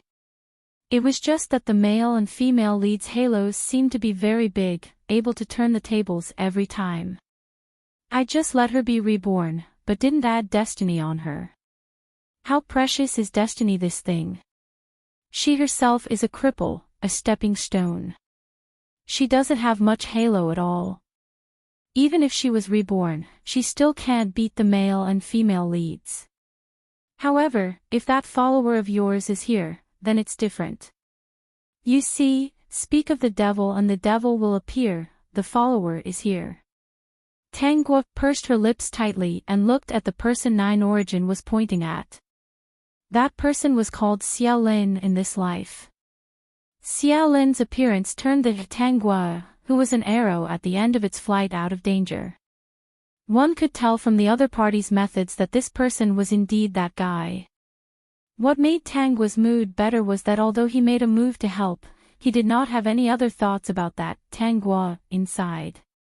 It seemed like he just specially came over to help once. That was all. But Nine Origin did not panic. Feelings will be slowly nurtured. When Nine Origin's words fell, Xiao Lin and Tangua in the screen were talking.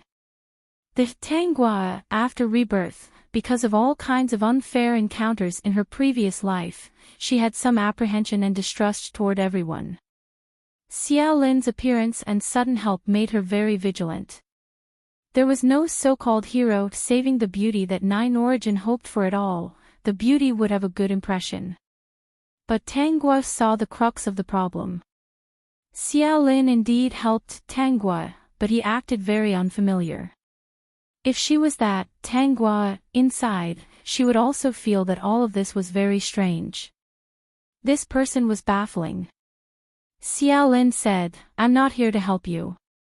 It's just that you're related to that person, so I'm doing it for her sake. She probably won't come. I don't want to see you end up in such a miserable state. If you don't mind, you can call me Big Brother." The plot that Nine Origin looked forward to did not happen. Originally, he was looking forward to the two becoming a couple. He did not expect that they became brother and sister. What made Nine Origin break down even more was that Xiao Lin brought Tangua home and let his parents acknowledge her as their adopted daughter. Thus, they became real siblings. When Tangua saw up to here, she suddenly laughed out loud. "Nine Origin, you schemed so much, it's a waste of effort. Bootlickers will die a horrible death." Nine Origin cursed bitterly and said stiffly, "I've never seen such a person. I just don't understand. They are clearly, both Tangua. Why doesn't he like the one inside? Not watching anymore?" Tangua asked Nine Origin. Nine Origin roared furiously, "What's there to look at? They've already become siblings." Spending such a great price, she actually let him watch this. There was something wrong with that follower's brain, right? Tangua did not leave the scene. Xiaolin was already on the hospital bed at this time, saying his last words to Tangua, letting her take good care of his parents. The ending was the scene of Tangua shouting "Big Brother" loudly, swearing that she would take good care of his parents. Xiaolin said that he was going to find her and then closed his eyes. Nine Origin was very angry. This follower was not living up to his expectations at all. Damn it, he planned so much, but nothing happened. He was even made a joke by the other party. Infuriating, infuriating. Stinky follower. Nine Origin suddenly felt very cold. Following that, he felt that he could not move. He shouted, "Hey, hey, hey, are you serious? What do you think? Damn it, he didn't do anything. He only acknowledged a sister and didn't betray you. Let's forget about this matter." Tangguo rubbed Nine Origin's soul forcefully. Hearing the other party's screams, she said, "But you wasted my time and made him sad. The energy is too little. You can share more next time. I don't mind this kind of thing happening a few more times. It's best if your main body comes over directly. Maybe I can go out after swallowing you." This was the last thing Nine Origin heard. Apex. Chapter 48-21. Gua what are you thinking about? These were all carefully selected by your brother-in-law. Don't you like them? Tangguo looked up and saw a young lady. Looking at her attire, this should be the ancient world. The lady in front of her was beautiful and dignified, but her face was pale and a little haggard. She was also very thin, as if a gust of wind could blow her away. She was holding her hand, and Tangguo took the opportunity to take her pulse.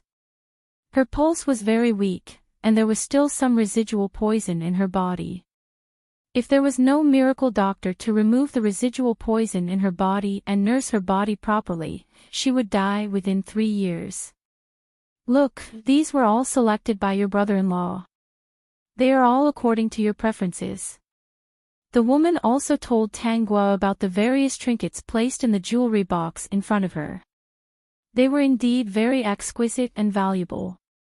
The cheapest one was a thumb-sized pearl. It was smooth and round, and was the best of the best. Gua do you like this pearl? It's really beautiful. Your brother-in-law asked someone to find it. He put in a lot of effort. The lady kept mentioning her brother-in-law whom she had never met. Tangguo felt that something was wrong. If she guessed correctly, this person in front of her was her biological sister. Why did her biological sister keep mentioning her brother-in-law's good qualities in front of her? Something was wrong. This was not normal. It was as if she was a pimp. With this thought, Tangguo felt a little unfamiliar with the lady in front of her. She felt that her guess was very close to the truth. If her biological sister was not treated, her lifespan would not be more than 3 years. She did not know if she had any children. If she had children, the other party might want her to replace her. Firstly, it would not cause the two families to lose their relationship. Secondly, she could help her take care of her children. This kind of situation where the elder sister died and the younger sister's family went to remarry was very common in the ancient world. If a real ancient woman met such a situation, she would not be able to resist. Perhaps the two families had already discussed and had this intention. That was why the other party dared to be so brazen. Otherwise, wouldn't it be bad for her reputation as an unmarried woman? No one would say anything about this kind of tacit agreement. Sister, I'm a little tired. Tangguo pretended to be very tired. She had to immediately read the plot of this world. Her sister kept promoting her man, which made her feel a little disgusted. There was clearly a lot of reluctance in her eyes, and even some jealousy, but she had no choice but to do so. It was too uncomfortable. Is that so? Then go and rest. Drink this cup of ginseng tea first. You'll sleep better after drinking it. Tang Gua took the ginseng tea from the woman. When she put it to the tip of her nose, she instantly smelled something in it. It turned out to be sterilization medicine. It wasn't much, but if she ate it a few more times, she would definitely be infertile. However, she still drank it because this thing had no effect on her. Out of the corner of her eye, she saw the other party heave a sigh of relief and look very satisfied. She felt that her guess was right. How ruthless. He just didn't know if the family behind her thought the same. Sister, go to sleep. I'll wake you up for dinner tonight. After he left, Tang Guo received the memory. The plot was similar to what she had guessed. Her biological sister was called Tang Shan, and her father was a third-rank official. In the capital, he was just a small official. Her brother-in-law was amazing. He was actually the regent of the imperial court. A regent in his early 30s.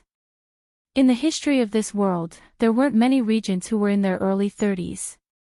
Moreover, they were the kind who held great power and were feared and supported by the imperial court. Tang Guo was more and more certain that Tang Shan's actions were approved by the family. Transmigration, female supporting character, calm down and no mistakes will continue to be updated. There are no advertisements on the website. Please bookmark and share. Transmigration, female supporting character, calm down. Please bookmark transmigration, female supporting character, calm down. Chapter 48-22. Sure enough, when she saw that Tang Shan wouldn't live for long, it was allowed by the family to let Tang Gua, the second daughter of the Tang family, marry into the regent's mansion. It was Tang Shan's private act to give the original host a medicine that made her infertile. Later, when the original host's mother found out, she didn't say anything. Tang Shan was afraid that after she died, her sister and the regent would have their own children and wouldn't love her children. In the future, everything the regent had would not be left for her children. Therefore, he might as well go all out and do it. In her opinion, the original host didn't have any children. Her son and daughter were the original host's nephew and niece. She would treat them as her own and treat them twice as well. She took the original host into the regent's mansion. On the surface, she intended to let the original host and the regent cultivate a relationship so that it wouldn't be too abrupt in the future. In fact, she just wanted to find an opportunity to drug the original host. Tang Shan succeeded. The original host was not prepared at all. This sister who had been close to her since childhood treated her so cruelly.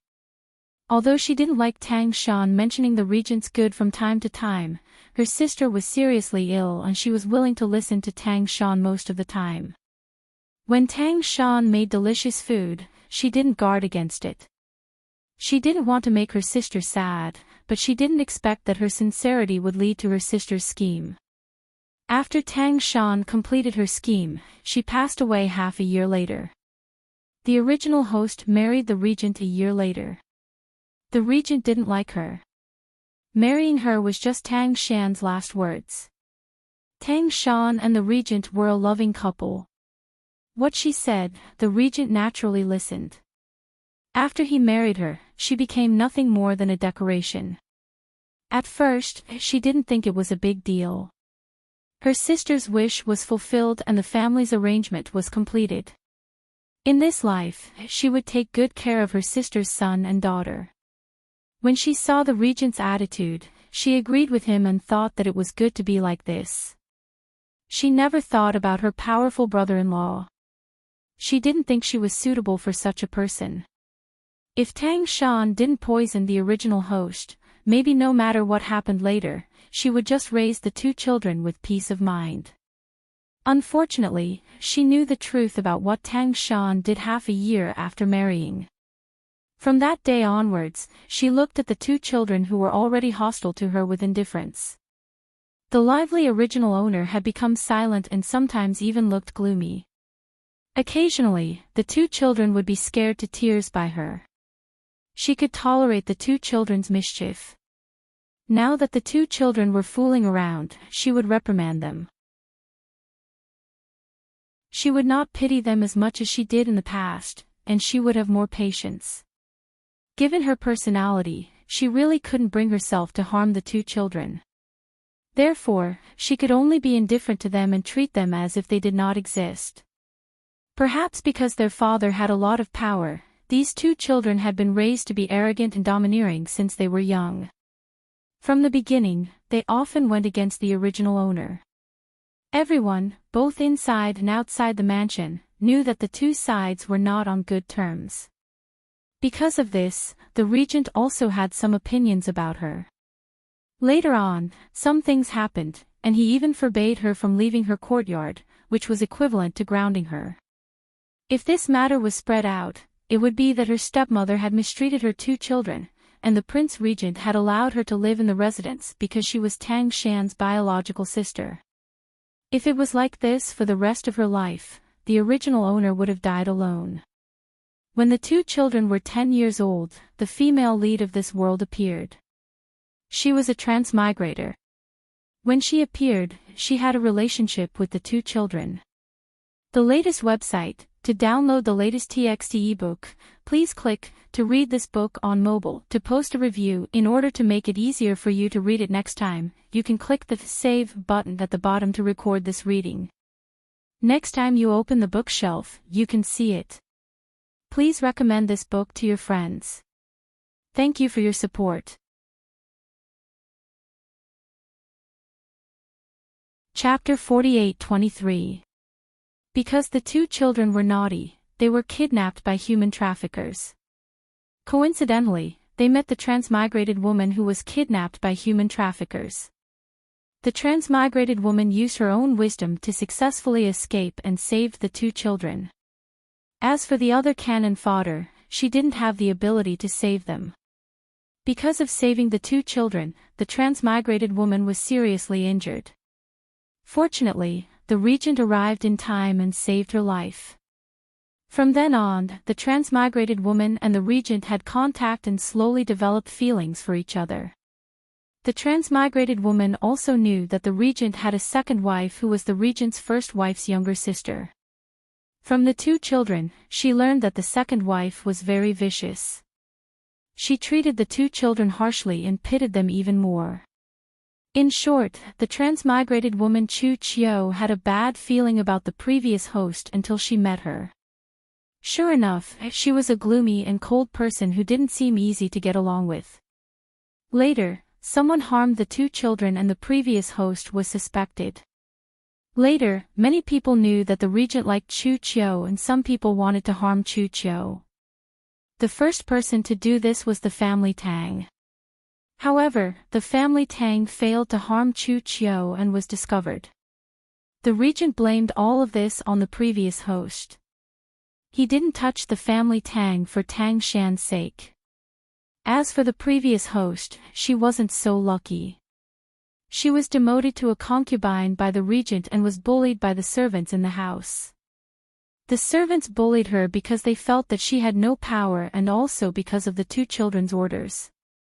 In their eyes, the original owner was an unpardonable evil, the murderer who killed their mother, so they had never shown mercy all these years.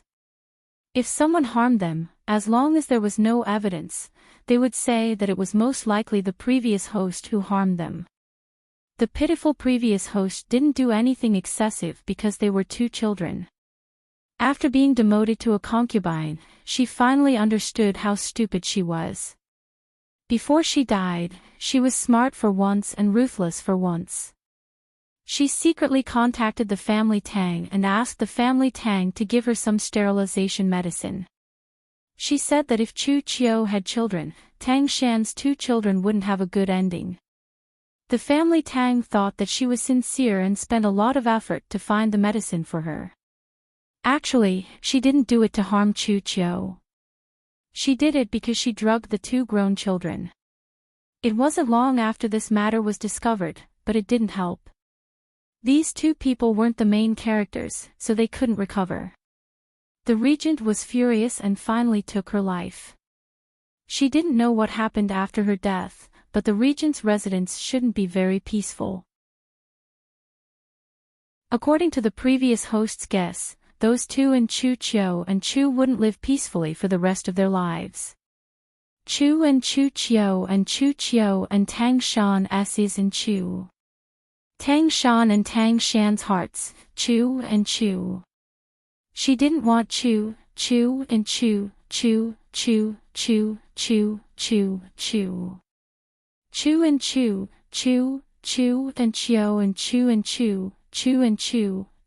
and Chu and left the group. As Chu and T. Ziyun, is there a newcomer? Margaret, the disappointed Margaret, is suddenly happy again. Qi Xiao, I don't know who the newcomer is this time. When can we see the name clearly? Mo Yuntian, let's wait. It's not something we can control.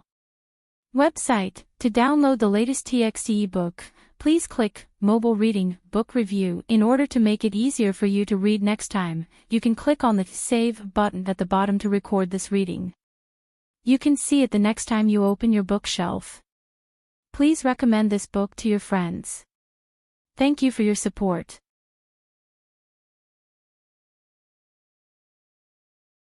Chapter 48-24. There was no special power in this world, so the world was relatively fragile. Tang Gui chose to cultivate her internal strength. For convenience, she swallowed medicine to cultivate her internal strength this time. Her progress was especially fast. It had only been half a month since she transmigrated, and her internal strength had reached a small success.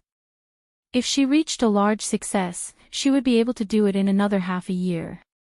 As for the moves, she didn't need to deliberately cultivate them. Her soul already knew them.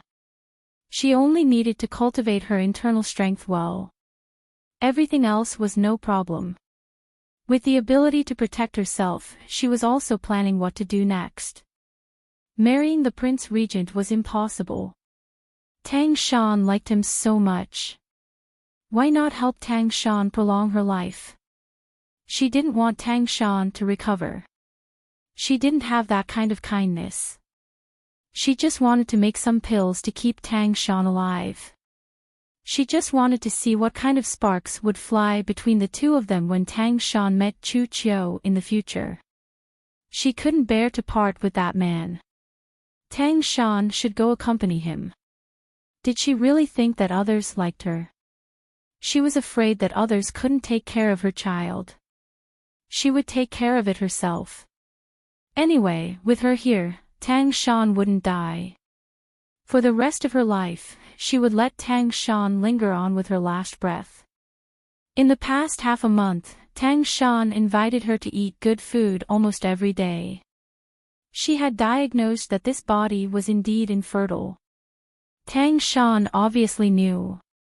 These days, she didn't invite her to eat and didn't mention how good her brother-in-law was in front of her. When Yun Bingjun came back, Tang Shan would definitely call her over in the past. However, she hadn't called her over for 3 days. Her biological sister obviously didn't want Yun Bingjun to really like her in the future. She really wanted to take advantage of everything. After Tang Guo dressed up, she went to see Tang Shan and said that she wanted to go out for a walk. Go. I'm afraid that I can't accompany you with this body. Call 2 guards to follow you. Tang Shan looked tired. She held Tang Guo's hand and said. If it was in the past, Tang Shan would probably let Yun Bingjun arrange for people. Now, there was no need. Before she died, she wanted to have Yun Bingjun to herself. You really can't stay here. Go have fun. Remember to come back before dark. Yes, sister. After saying goodbye to Tang Shan, Tang Guo left the residence. She happened to run into Yun Dan and Yun Xan. The two children were returning from outside. When he saw her, his face was full of hostility. Only when she was in front of them did the two of them greet her, as though they were a little reluctant. They didn't dare to not greet him. If they didn't greet him, their mother would definitely get angry. These two children were only 5 or 6 years old. As expected of a rich family, they were very precocious. Tang Shan must have said that she wanted her to be her mother after she died. She must have been so hostile towards her. This was indeed a huge blow to a child. As usual, Tang Guo greeted them neither intimately nor intimately, then went out and got into the carriage. He chose to take the carriage because it was more stable. The sedan chair was bumpy and uncomfortable. Her excuse to go out this time was actually to find the source of a prescription in her hands. First, she went to the various pharmacies in the capital to ask about Tang Shan's condition. Most of the doctors in the capital knew about the regent's consort's condition, but they all chose to shake their heads. Everyone knew that she was worried about Tang Shan's condition. In that case, she might have gone to the temple to pray for blessings. Perhaps she was very sincere. Coincidentally, she met a master who gave her a prescription to prolong her life. Wasn't that a normal thing? No one would suspect anything. This prescription could only prolong her life. It took her several days to research it. Chapter 48-25. It would only prolong her life and would not change any symptoms. In other words, Tang Shan was still weak. She looked the same as now, as if she was going to die. Let's go to the temple to pray for my sister. The people around Tang Guo were all from the Prince Regent's mansion, and her personal maid was actually bribed by Tang Shan. Because of this, the original owner suffered a lot. Tang Guo did not plan to change her maid for the time being. She would use her maid first, and she would not do anything out of line. About an hour and a half, Tang Guo's carriage arrived at the gate of Fan Hai Temple. The incense here was still strong, and there were many people coming and going. She followed the procedure and donated a large sum of money for incense. Because of this, the abbot received her. She told the abbot about her troubles, hoping that the incense money could be used to pray for her sister. The abbot naturally said some good words, and the two chatted. Tang Guo expressed that she hoped to cultivate here for 10 days, which seemed more sincere, and donated another sum of money for incense. The abbot asked someone to arrange a room, and the maid did not stop, but nodded secretly. When walking into the room, Tang Guo called, "Tao, go back and tell my sister that I will cultivate here for 10 days, and ask her not to worry. You take 2 guards back, and the rest stay here." Tao did not suspect anything, and she also felt that she was more important. In fact, it was just that Tang Guo used some tricks to make Tao unable to think so much. Tao hurried down the mountain with 2 guards. Tang Guo naturally did not stay in the room. How could she meet the master? She walked out, and it happened that the temple was still in full bloom, so she could sit there and enjoy the flowers. She sent the guards far away. There was no one else here, so the guards stood a little further away. If there was a big movement here, they would hear it immediately.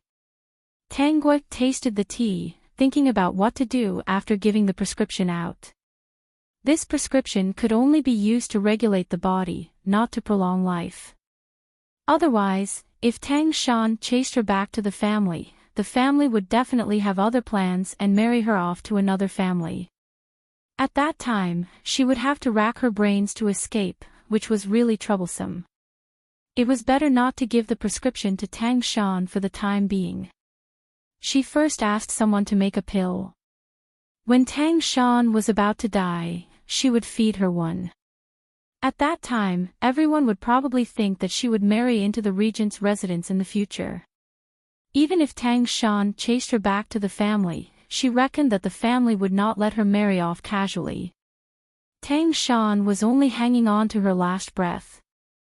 Most likely, she would not be chased back. If the other party used the excuse of wanting the regent to marry her directly, then she would also use the excuse of wanting her sister to live well. What she meant was that unless Tang Shan died, she would not marry him. In the future, if the Tang family had other ideas, she would expose the fact that she was infertile and Tang Shan's true colors would be revealed. At that time, the two sisters would turn against each other and become enemies. System, scary.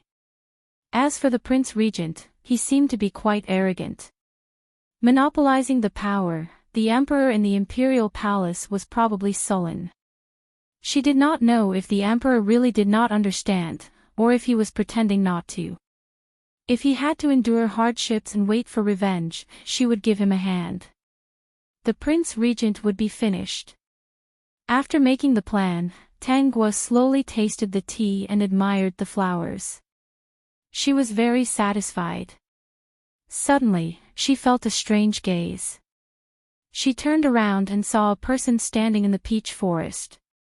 It was a handsome young master. She was 16 this year.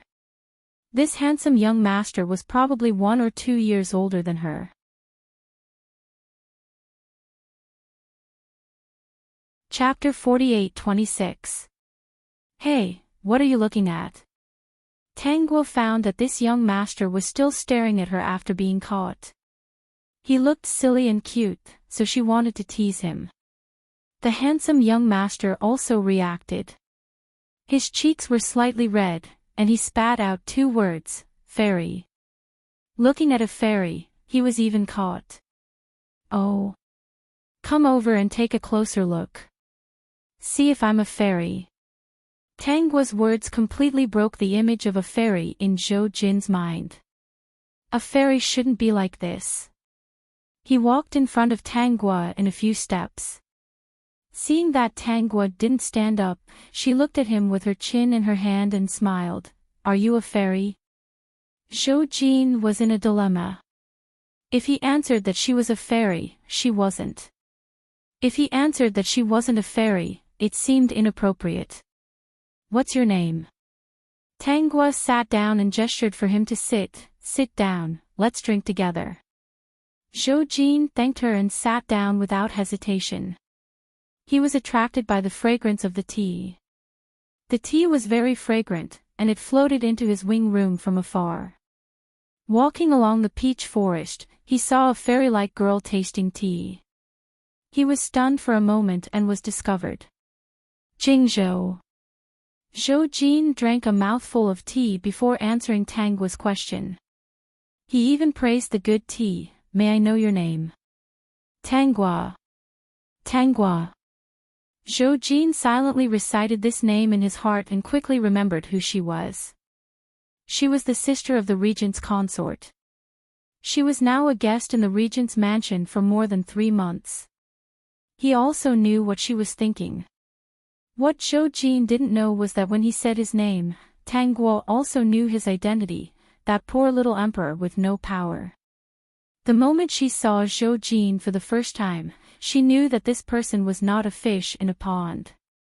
He would not be willing to be a real puppet. It was said that the little emperor was obsessed with all kinds of tea, teapots, musical instruments, and all kinds of stories. He knew nothing about court politics. There were also rumors among the people that this little emperor was temperamental. Because a palace maid accidentally spilled his tea, he ordered someone to take her out and beat her up. The courtiers planned to choose a concubine for the little emperor and choose an empress, but the little emperor was like mud that could not be supported. Besides, the one in power was the regent. Many courtiers were not willing to push their daughters into the fire pit. Moreover, this little emperor was especially willful. He once said that she was so ugly, how could she be worthy of me? Tang Guo scrutinized Zhou Jin carefully. He was indeed good-looking, and he had some confidence when he said those words. As a result, the little emperor still had no concubines or empress. Later on, there were often rumors that he used excuses to punish some palace maids. The palace maids ended up in a miserable state. If this continued, they would probably become single dogs. This little emperor didn't seem like someone who would lose his temper easily. There was probably something else going on. The regent didn't care if the little emperor had concubines or not. If the little emperor died, he could just help another one up. On the contrary, those courtiers wanted the little emperor to marry a concubine because they had other intentions. They hoped that the little emperor would stand up and deal with the regent. Unfortunately, after so many years, he was just a pile of mud that couldn't be supported. Everyone just muddled along and waited for the little emperor to die. This title had been abolished. Zhou Jin had been stared at by Tang Guo and felt uncomfortable all over. It was the first time he had seen such a beautiful woman. If those people had let this woman appear in front of him at the beginning, he might not have been able to control himself and obey. He silently wiped his sweat. Fortunately, it wasn't her. Otherwise, he would definitely be finished. He always felt that she had a pair of breathtaking eyes. After being together for a long time, maybe he would tell her everything she asked. That would be really scary. Tang Guo found the fear in Zhou Jin's eyes. She was somewhat inexplicable. What was this little emperor thinking? Did he think that she was a man-eating demon? Seeing that it was a little late, Tang Guo said goodbye to Zhou Jin and returned to the side room, intending to eat vegetarian food. As for Tao she reckoned that she would return to the temple soon. Zhou Jin watched Tang Guo's back disappear from his sight. He took out a handkerchief to wipe the sweat on his forehead. There was some regret in his eyes. Soon, he was determined to win. As long as the regent collapsed, why couldn't he marry her? If he had power, what was there to be afraid of? Go and investigate second Miss Tang. I want to see it tomorrow. Someone appeared beside Zhou Jin at some point. Permanent bookshelf, record reading history, download. This person paused. Master, this second Miss Tang is not simple. Zhou Jin frowned. What's wrong? She knows martial arts. Zhou Jin was surprised. Is she very strong? She can't compare to this subordinate, but a woman in the boudoir is so powerful. There must be a secret. Zhou Jin's heart was a little itchy. Then be careful. Don't disturb her. I just want to know something that can be known. New website. To download the latest TXT ebook, please click to read this book on mobile. To post a review. To facilitate your next reading, you can click on the Save button at the bottom to record the reading history. The next time you open the bookshelf, you will see it. Please recommend this book to your friends. Thank you for your support.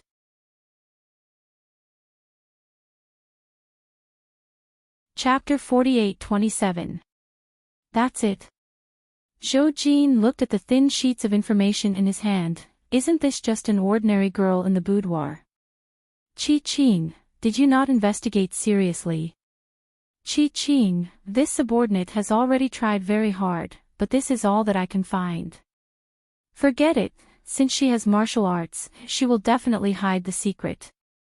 It is normal that it is not easy to find.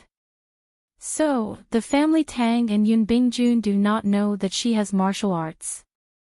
Qi Qing, it seems that they do not know. That's interesting. Zhou Jin touched his chin and narrowed his eyes slightly. A girl in the boudoir had martial arts, and even the people close to her did not know. This was a big deal. The regent's consort wanted to let Tang Guo marry into the regent's residence in the future. This matter must wait until after the regent's consort's death. And with her body's bones, it was estimated that she would be gone in less than 3 years. If she entered the residence, the earliest would be the year after her death. In other words, he had at least 4 years to do something. But 4 years later, he did not know if he had the confidence. His people had not grown up yet. If he did it in advance, there would be a lot of trouble. Originally, he planned to wait a little longer. The regent did not have any other skills, but his ability to rule the country was not bad. With the regent there to intimidate the court, he could secretly strengthen his power. There was no need to deal with those old men in advance. When he became a real tiger one day, the regent would be useless. "Master, what are you thinking about? Think of a way to snatch her away." Qi was Zhou Jin's most trusted confidant. He did not hide anything and said what was in his heart. "Qi, think of a way. You don't need to make a move in advance to snatch her away." Qi was a little excited. Everyone knew that his master was not interested in women. Some people secretly talked behind his back, saying that his master was impotent. A few years ago, there were people who did not believe it and bribed the palace maids to think of ways to seduce his master. Unexpectedly, his master took this opportunity to get rid of those people. No matter how many of them came, his master would find an excuse to lose his temper and get rid of all the palace maids. Once the master's temper flared up, the court officials suffered heavy losses. Until now, none of the palace maids in the palace dared to act rashly. They were afraid that if they provoked their master, they would be gone. "Master, you are the emperor. If you want someone, how could the regent not give it to you?" Qi said, "This regent of ours is still good on the surface." "I don't care about the regent," Zhou Jin said with a headache. "What if she doesn't like it?" Qi, what did he do back then? After all this time, he was just afraid that the lady wouldn't be willing. No, why was master acting strangely today? Could it be that he was really attracted to that second Miss Tang? "Master, there's no harm in finding more opportunities to interact with her first. Then, we'll see what kind of person this second Miss Tang is. After all, she's somewhat related to the family and the regent." Qi was still a little worried. After all, they were a family. Zhou Jin was a little regretful. "That's true. There's no need to rush. No, I think she's definitely not on the same side as the family and the regent. Otherwise, how could they not know about such a big secret?" Qi did not say anything. He felt that his master had finally taken a fancy to a lady and was a little unable to accept her identity. He was afraid that they would be on opposite sides in the future. His master was really pitiful. He was an emperor at such a young age. The court officials were eyeing him covetously and were looking forward to his death every day. The regent held great power. On the surface, they respected him, but in reality, they did not take him seriously. The peak.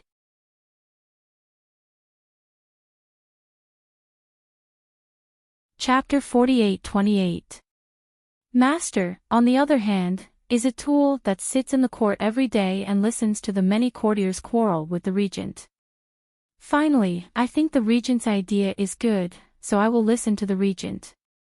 However, the regent's idea is indeed good. Because of this, Master can slowly develop his own strength and is not afraid of the courtiers in the court having ulterior motives. Interesting. Tanguo stayed in the side room, but the system helped her to watch over Zhou Jin. Previously, she showed that she knew martial arts, but it was just for the two of them to see. Although she did not have the strength of a top martial artist, she has so many means that she can hide with just a little. Otherwise, with so many masters in the regent's residence, how can she escape their eyes? "Host, this is that guy, right?" "Yes. The most miserable emperor." The system said sympathetically, "I just went out and wandered around. Those courtiers are looking forward to his death every day, saying that he is not doing his job properly and is a mud that can't support the wall. He might as well die and end it all, and they will support a new emperor. But this is a little tiger with sharp teeth. It is growing up and will bite them hard in the future. When they feel the pain, they will understand how fierce the little tiger will be when it grows up. Tang Guo laughed. Don't be fooled by his appearance of being muddle-headed and only knowing how to enjoy himself. In fact, the regent is also being used by him. The regent is greedy for power. He wants every emperor to be so well-behaved and obedient, so that no one will hinder him from doing things. He controls the power and is not afraid of courtiers.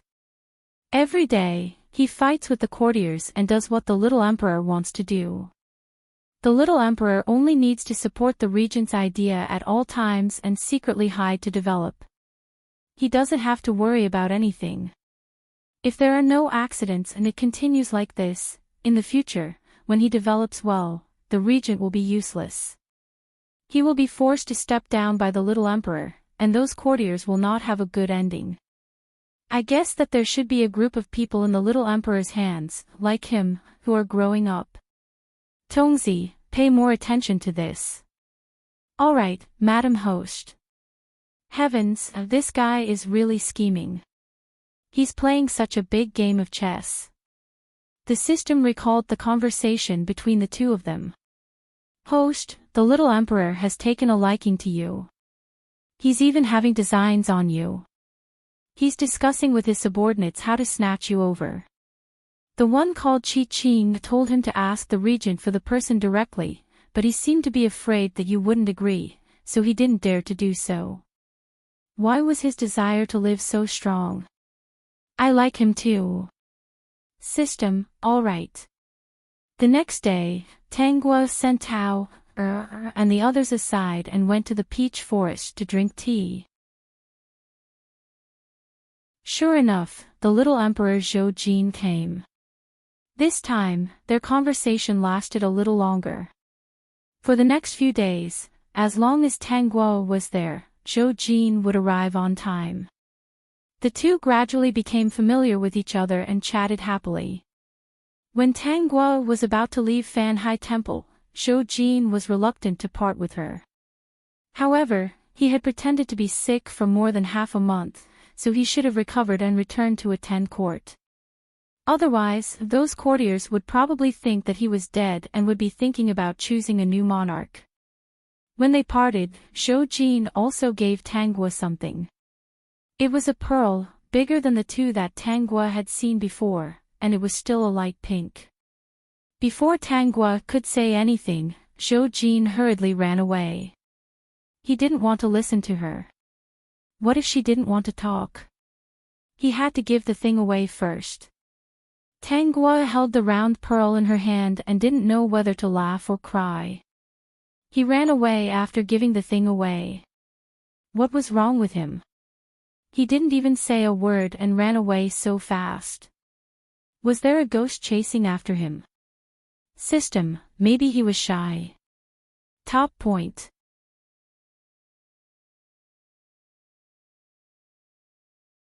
Chapter 48-29. Alas! Zhou Jin, who had returned to the palace, slapped his head in annoyance. I forgot something. Qi, what is it, master? I was so focused on giving her things that I was afraid she wouldn't accept them that I forgot to tell her not to be in a hurry to get married and to wait for me. Qi, master, in this subordinate's opinion, second Miss Tang may also be interested in master. If she wasn't interested, she wouldn't have chatted so happily with master in those few days. As far as I know, she doesn't know about the family Tang and the regent's consort's plans. She really stayed in the regent's residence to accompany the regent's consort. Zhou Jin's eyes lit up. Really? Really? Zhou Jin still wanted to say something, but someone came in from outside to report that the regent had arrived. Without waiting for him to say anything, the person walked in from outside. He, the son of heaven, really didn't have any sense of existence in front of the regent. Zhou Jin didn't care about these situations and wasn't in a hurry. Sooner or later, he would restore the court and take back all the power. I wonder why the regent has come here today. Yun Bingjun cupped his hands and seemed to be respectful, but in fact, he didn't even bend his knees. How is His Majesty's health? It's already fine. Zhou Jin waved his hand indifferently. He leaned lazily on the chair as if he had no bones. He was still a little sleepy, as if he hadn't woken up yet.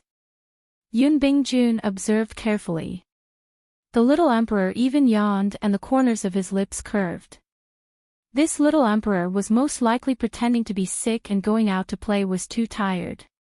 He was really an ignorant and incompetent thing. However, this was also what he needed.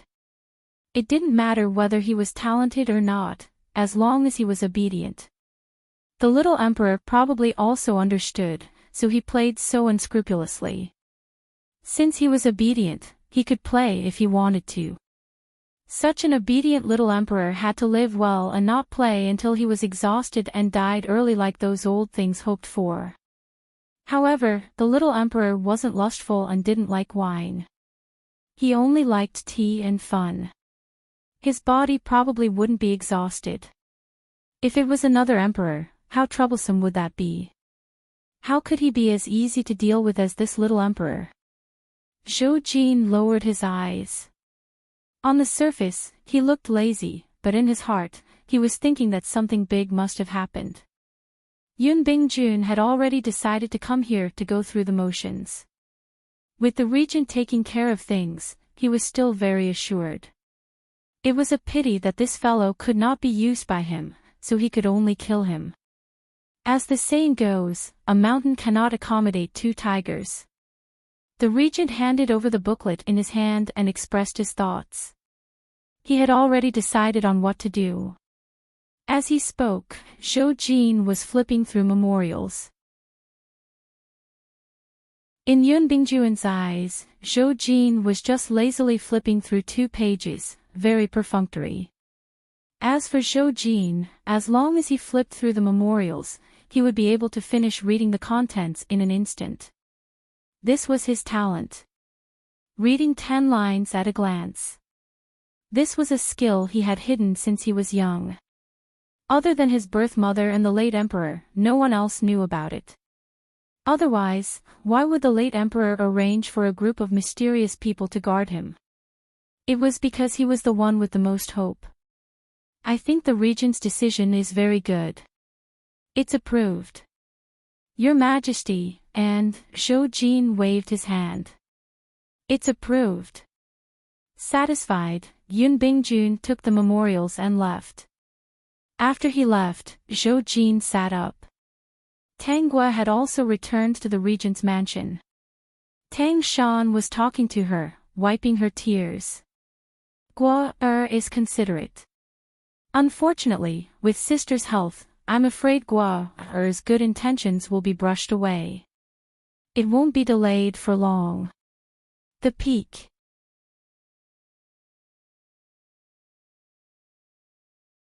Chapter 48-30. Perhaps it's because Tang Shan's heart has been relieved, but her body suddenly feels much worse. From the looks of it, she probably won't last a year. According to the original trajectory, it'll take about half a year. Sister, don't talk nonsense, you'll be fine. I've already cultivated in seclusion at Fan Hai Temple for 10 days. If Buddha sees my sincerity, he'll definitely help you get better. System, dear host, I don't know if your conscience hurts when you say this. Cultivate in seclusion for 10 days. How can you say that? If Buddha really sees it, he'll probably sit up and take Tang Shan's life. However, there's no Buddha in this world. All the myths and legends are made up by people. Tang Shan's face is pale as she grips Tang Gua's hand tightly. Gua, I really can't bear to leave. I can't bear to leave you, I can't bear to leave father and mother, I can't bear to leave my 2 children, and I can't bear to leave Bingjun. You're all the most important people in my life. As long as there's a chance, how can I not want to live? Gua, let me speak. Tang Shan stops Tang Gua from comforting her. Gua, actually, I'm most worried about Tan, and Xan, They're only 5 years old this year. If I'm gone, who can take care of them? I'm really afraid that they'll have a stepmother who doesn't treat them well. Even if the stepmother doesn't treat them badly, the new princess consort and Bingjun will have their own children. Even if they don't treat them badly, they'll ignore them. The servants are the best at taking advantage of the situation. How can they be treated well? Tan and Exayan are my flesh and blood. When I think of what will happen to them in the future, my heart feels like it's going to break. Tang Shan sees that Tangua's eyes are red. This time, she grips her hand even more tightly. Gua, can you help me take care of Tan, and Exayan, Sister, what are you saying? They're my nephew and niece. Isn't it my duty to take care of them? Tangua pretends not to know. In her heart, she thinks, who's willing to take care of these two little ingrates? You take care of them yourself. Tang Shan shakes her head. Gua, what I mean is, can you be their mother? Other than you, I don't know who else to trust. Only if you agree to be their mother, can I go with peace of mind. Yesterday, the doctor came again and said that I'm afraid I won't be able to last a year. As Tang Shan spoke, she actually started sobbing. Tangua hurriedly comforted her. The two sisters looked very affectionate. Seeing that Tangua did not agree, Tang Shan immediately knelt down. She was obviously forcing Tangua to agree, taking advantage of the fact that she was about to die. Sister, what are you doing? Hurry up and get up. It won't be good if you catch a cold. Tangua went to pull Tang Shan. Tang Shan was determined. She would not get up if she did not settle this matter today. Her body could not hold on any longer. She had to make Tangua agree to this in person. Gua, just promise me. You are the person I trust the most. Only by handing Tan, and Exayan, to you will I be able to feel at ease. Suddenly, Tang Shan vomited a mouthful of blood. She was truly vomiting blood due to excitement. Tang Shan, who vomited blood, immediately fainted. For a moment, the servants in the room were in a panic. Tangua also had to pretend to be very flustered and hurriedly called for help. Yun Bingjun just came back. He was covered with cold air. His eyes were full of indifference when he looked at Tangua. He hurriedly carried Tang Shan into the room. Tangua wanted to follow, but he glared at her. Tangua pretended to be frightened and waited anxiously at the door.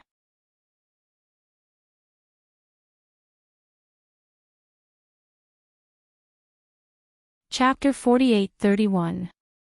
There was a doctor in the mansion who rushed in to treat Tang Shan. After a while, Tang Shan's personal maid came out to call for Tangua. Tangua followed in. The two sisters held hands again. Tang Shan kept telling Yun Bingjun that it wasn't Tangua's fault. She was too agitated. Bingjun, Gua, do you really want me to die with everlasting regret? Tang Shan's eyes were filled with tears. Can't you agree to a small request from a dying person like me?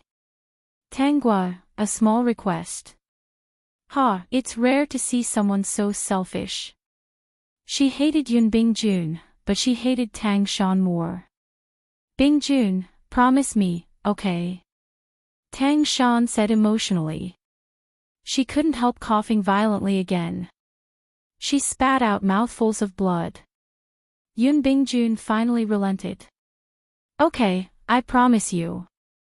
Tang Shan smiled. Bingjun, then I'll leave Gua, and the two children in your care. You must take good care of them. Don't bully them. Okay. Gua, promise me, okay? Tang Shan grabbed Tangua's hand tightly, afraid that she wouldn't agree. Yun Bingjun saw her in pain and tried to persuade her. Why don't you fulfill your sister's wish? This is her only wish. Tangua, idiot. Cerebral palsy man. Although she cursed in her heart, Tang Guo still held Tang Shan's hand with red eyes. Sister, I can't promise you. Sister, I don't want you to die. If I promise you, you won't be able to live well once your wish is fulfilled. You won't have faith to support you. If I promise you, what's the difference between it and killing you? Tang Shan was stunned. Tang Guo continued, but if I don't promise you, you'll be sad and your condition will worsen. Tang Shan was relieved. As long as Guo agreed, she was relieved. Sister, I can only say this. If you're alive, Tang and Axian will always be my nephew and niece. The regent can only be my brother-in-law. If there is such a day in the future, I will do as you say. How about it? Tang Shan understood what he meant. In other words, Tang Guo wanted her to live. As long as she was alive, their relationship would not change. If she was really gone, he would do as she said. In summary, Tang Guo agreed. Alright, Guo thank you. I only hope that big sister can live well and that this day will never come. Tang Guo's words caused Yun Bingjuan's gaze to soften. This was for the best. If she hadn't forced him, how could he have agreed to such a thing? If Tang Shan was gone, then marrying Tang Guo into the family would indeed be the best thing that could happen. He wouldn't feel at ease leaving those two kids in anyone else's hands. He had already thought it through. If Tang Shan was really gone, he would marry Tang Guo and give her the honor of taking care of the two children. After that, there would be no more after between them. Tang Shan was probably a little tired, so she fell asleep. Tang Guo and Yun Bingjun went out and stood at the door. Tang Guo suddenly said, "Brother-in-law, big sister will be fine." "Of course she will be fine," Yun Bingjun said and left. Everyone in the family knew that Tang Guo had promised Tang Shan. Almost everyone believed that she would be the future mistress of the family and was much more polite and respectful to her. Yun Dan and Yun Axian didn't like Tang Guo. The two children even came to her room. Yun Dan said fiercely, "You can never be my mother." Yes, don't even think about it, you're tuning into the LoveLore Library YouTube channel. We're so grateful for your support and don't forget to subscribe to join us on this incredible journey through captivating stories. Your generosity through donations truly makes a world of difference, as it's the primary source of revenue that allows me to expand and enhance this channel for you. Thank you from the bottom of my heart for being a part of this adventure.